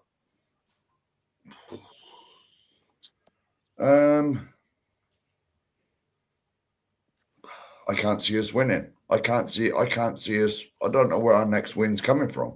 If we can't beat the worst West Ham team I've ever seen in my life that can't buy a win, how the hell are we meant to beat a a top Bundesliga team. I'm saying 2 or 3-0 Dortmund. So I can't even see a scoring unless Van der Ven or Romero goes up there. All right, mate. Fair enough. Scott? Yeah, I think 2-0 Dortmund. I think maybe they put it on us, but from what I've been reading around, Dortmund seem to be pretty conservative, and I think they'll be able to get up 2-0 and then just see the game out fairly easily. I don't see how we're putting anything on them with the players that we have available. I mean, even if we had our first choice players, we wouldn't really probably do much against this Dortmund team. So with the injuries we have, I think I'll say 2-0 because Dortmund, and it'll look like 6 or 7. Like, you know, they'll control the whole game and have an easy 2-0 victory. Okay, fair enough, Scott. Thank you. Dan, what's your thoughts on Tuesday? Well, you know, we're not doing too bad in the Champions League, are we? Yeah, not too bad. Well, one defeat. Yeah. The trouble is, we do have a lot of players missing. The team confidence is shot. You know, Frank could be out the door. No one's playing well. Dortmund, good side. You know, we heard tonight they've lost 1 game in the league all season, sitting second in the Bundesliga. It's going to be a real tough test. The fan base, you know, are they going to get behind the team? You hope so, right? You know, even if they don't like Frank, you hope that they get behind the team and push the team along. And, you know, it's a game of football. You know, we've got a chance to get out of this Champions League, you know, the first phase of it. Try and get in the top 8, which is unlikely. But, you know, we should be able to make a playoff place. Can we get a draw? Possibly. It really all depends on the players, isn't it, really? You know, are they going to play? Are they going to stand up? It's a Champions League match, right? Players get up for it. Big game against Dortmund. You know, I don't have any belief in Frank and how he's going to set the team up. And then this is really on the players, isn't it? I think on Tuesday, are they going to stand up and be counted and not embarrass us as fans? There's too many embarrassments this season already. It's going to be tough. I think possibly a draw, but it's probably more likely a Dortmund win just due to the teams. Dortmund are playing a lot better. They know what they're doing. Spurs right now, I don't have a clue what they're doing. So, but let me go for a Dortmund win. Fair play, Dan. Dave, what are you thinking Tuesday night? Oh God, me personally, Yeah, I would go with 3 at the back, with Danzo, Mickey, Romero, have Porro, and obviously, is Udogi fit or is he injured again? Normally, who knows? Who knows, mate? exactly. Maybe Udogi left wing back, Porro right wing back. Don't know who you're going to stick in midfield because it's that's the problem. But I think we should just play the 3 at the back, soak up their attack, and try and hit them on the counter the best we can. I think that's the only way we're going to get anything out of that game because we are not going to beat this team with a 4-2-3-1 or a 4-3-3 and try and play football with them. We are not going to beat Borussia Dortmund. No way. And am I correct in thinking as well that Basuma ain't even in the Champions League? True. squad? Yeah, No, he's not included. He's not. No. And someone's just put VDV is suspended as well. No, I was going to mention that. Yeah. Yeah. Oh crap! We can't even do that. Then. We're in big trouble, mate. Oh God! Do you know what? Just stick every man behind the ball, make it an absolute stink fest. Go for a 0-0 draw. Live to fight another day. Beat Frankfurt away when you got off your couple of players back. You know what? Frankfurt, I'm not worried about Frankfurt because they've lit in so many goals this season. They're shambolic at the back. So I think we could actually go there and get a result out of them and hope someone above us slips up the last game. But I'm going to go I don't know till he announces the lineup and the formation. But based on just 2 clubs' current form, if I'm going against Dortmund's form versus our form, it sounds bad. But I'm going 3-0 Dortmund.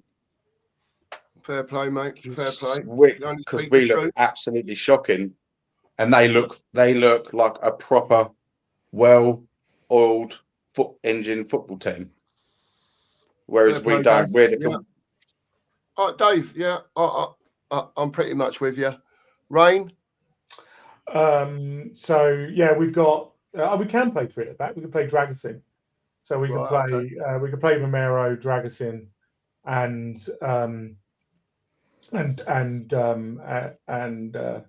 Danzo. So we absolutely could. You know, but then your problems start, doesn't it? Because I'm done with Spencer at left back. You know, on the left hand side, the guy is so casual, and it is so unsuited to being a left back who gets into the opponent's half. It's fine as a defensive left back, but even then, yesterday, 11 duels, and I think he won 2. He's dropped off a cliff. Absolutely. Yeah, agreed. Personal performance. Dragasin's not in it either. There you go, Dragusin, not either. There we go. So, thank you very much, Jimmy. Cheers, Jim. We've got 0 central midfielders, 0, none, nada, for tomorrow, because the 2 who ended up on the pitch yesterday, the 2 walking of the walking wounded, neither of them are registered. Solanke isn't registered, although he's only getting up to speed. So we're left with the 3 cloggers who we've currently got up top. I'm with Nige. I do agree with Dan. I think they'll go ahead and then manage the game out, because they've got. Yeah, do you know what? We could do worse than start to recall some of our under-21s, because you know what, we can play them. Right? We can actually,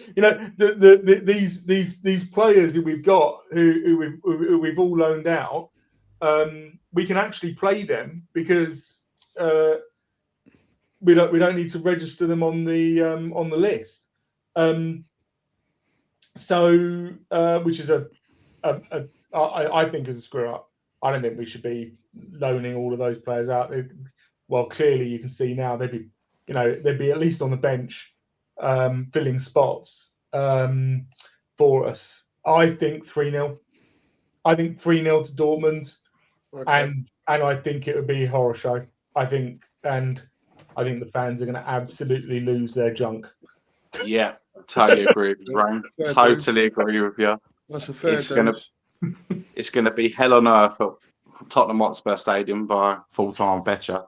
I reckon as well. I reckon you might get a low this season. I reckon I think the more interesting thing than the score is what do we reckon the attendance is going to be. I reckon 42. I was just going to say 40, 41, something like that. I reckon absolutely die. It won't be. Listen, Mark, I know you want to wrap up. I just want to ask one more question that I thought of while we was just talking about this. We can just go round it quickly with a yes or no if you want. Now, we've just spoke about the midfield being knackered, right? Is this an opportunity for a certain youngster that's on our books, that's played out of his skins for the under-18s? He's played out of his skin for the under-21s. Is it a case now of that a youngster with the talent of a Luca Williams Barnett, I don't know if I've got that the right way around. Yeah, but even though he's so young and it's a massive game for a young lad like him, is this the time when you go on, lad, show us what you can do? I don't know. I'm just asking the question because we have no midfielders. We are really, really. He's a winger, isn't he? A winger, Mark?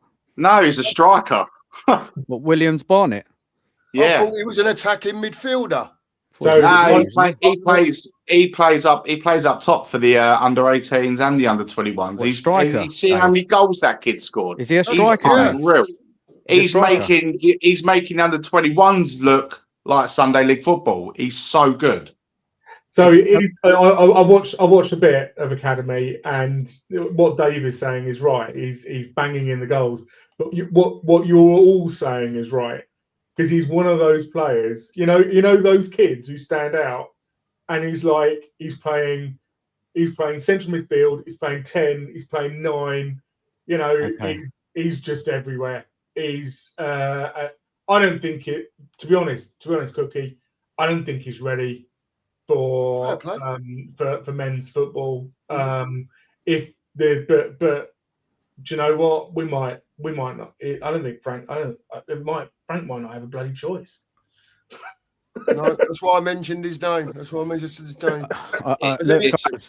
Sorry, Dave, go for it, mate. My opinion on this one, lads. I would rather a Luca Williams Barnett up front, who's a youngster trying to put his name and stamp on Tottenham Hotspur, rather than a player like Kylo Armani, who, let's be honest, does not want to be at our club. He didn't want to come to our club. He wanted Juventus, and he shows that with his play. He's got no effort in him whatsoever. He's not trying.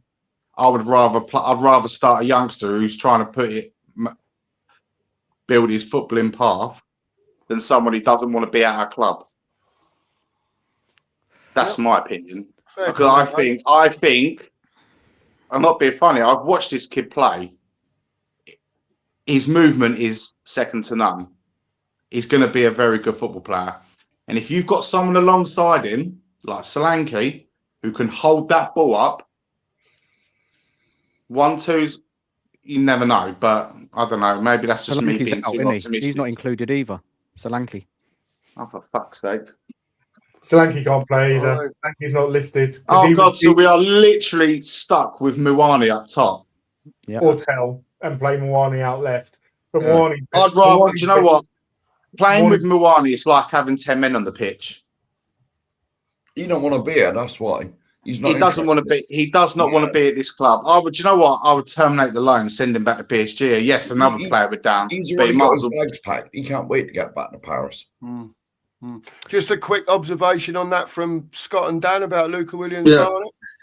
I'll just preface this by saying for lack of a better word, I'm always down on the youth. Not because I don't like youth, but because I think we always hype up youth players, and not just Spurs, like everywhere. So my answer, whenever you say, should we play the youth, is always no. They're not ready. They're not good enough. They're not going to do anything at this club.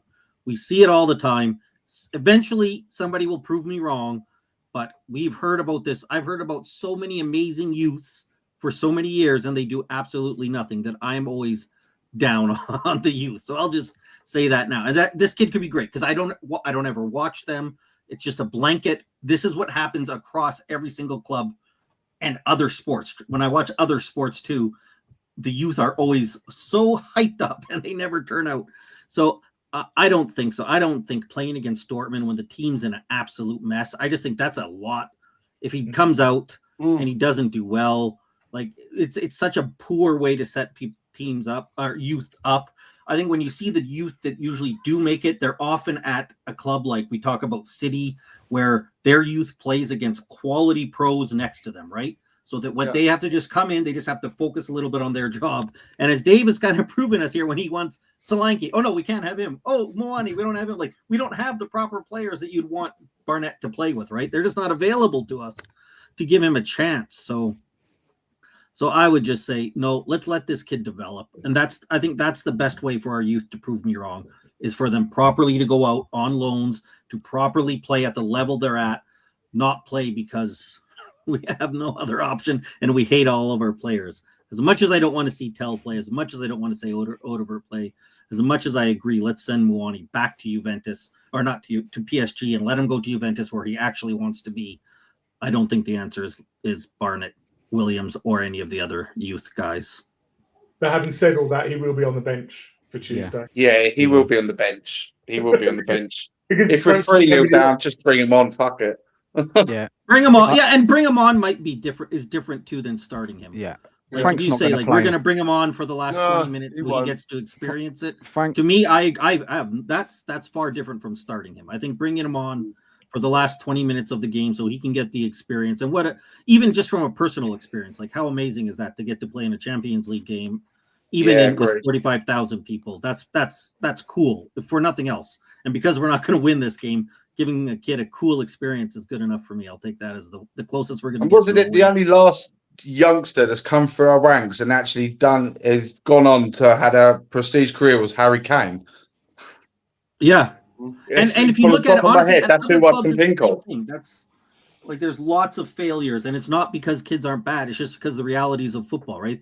There's a 25-man squad, and how many players are going to make it every year? Like there's just not that many spots for kids that come through an English academy when you consider that the Premier League selects players from all around the world. Like the Premier League has their pick of the best players of any country, right? Yeah. So it's just hard. The numbers just don't add up for the youth. So they're stacked against them. That's why I get to say I'm against them and I'm right, not because I'm some genius, but because the numbers just don't work out. The numbers are in my favor when I say they don't work out because there's just not enough spots for them to develop. So I think there's a good chance. I think there's a good chance we'll have 3 goalkeepers on the bench. On Tuesday. It's absolutely bonkers. Probably 4. Probably 4. Yeah, if we can scrounge them up, we'll get a 16-year-old keeper.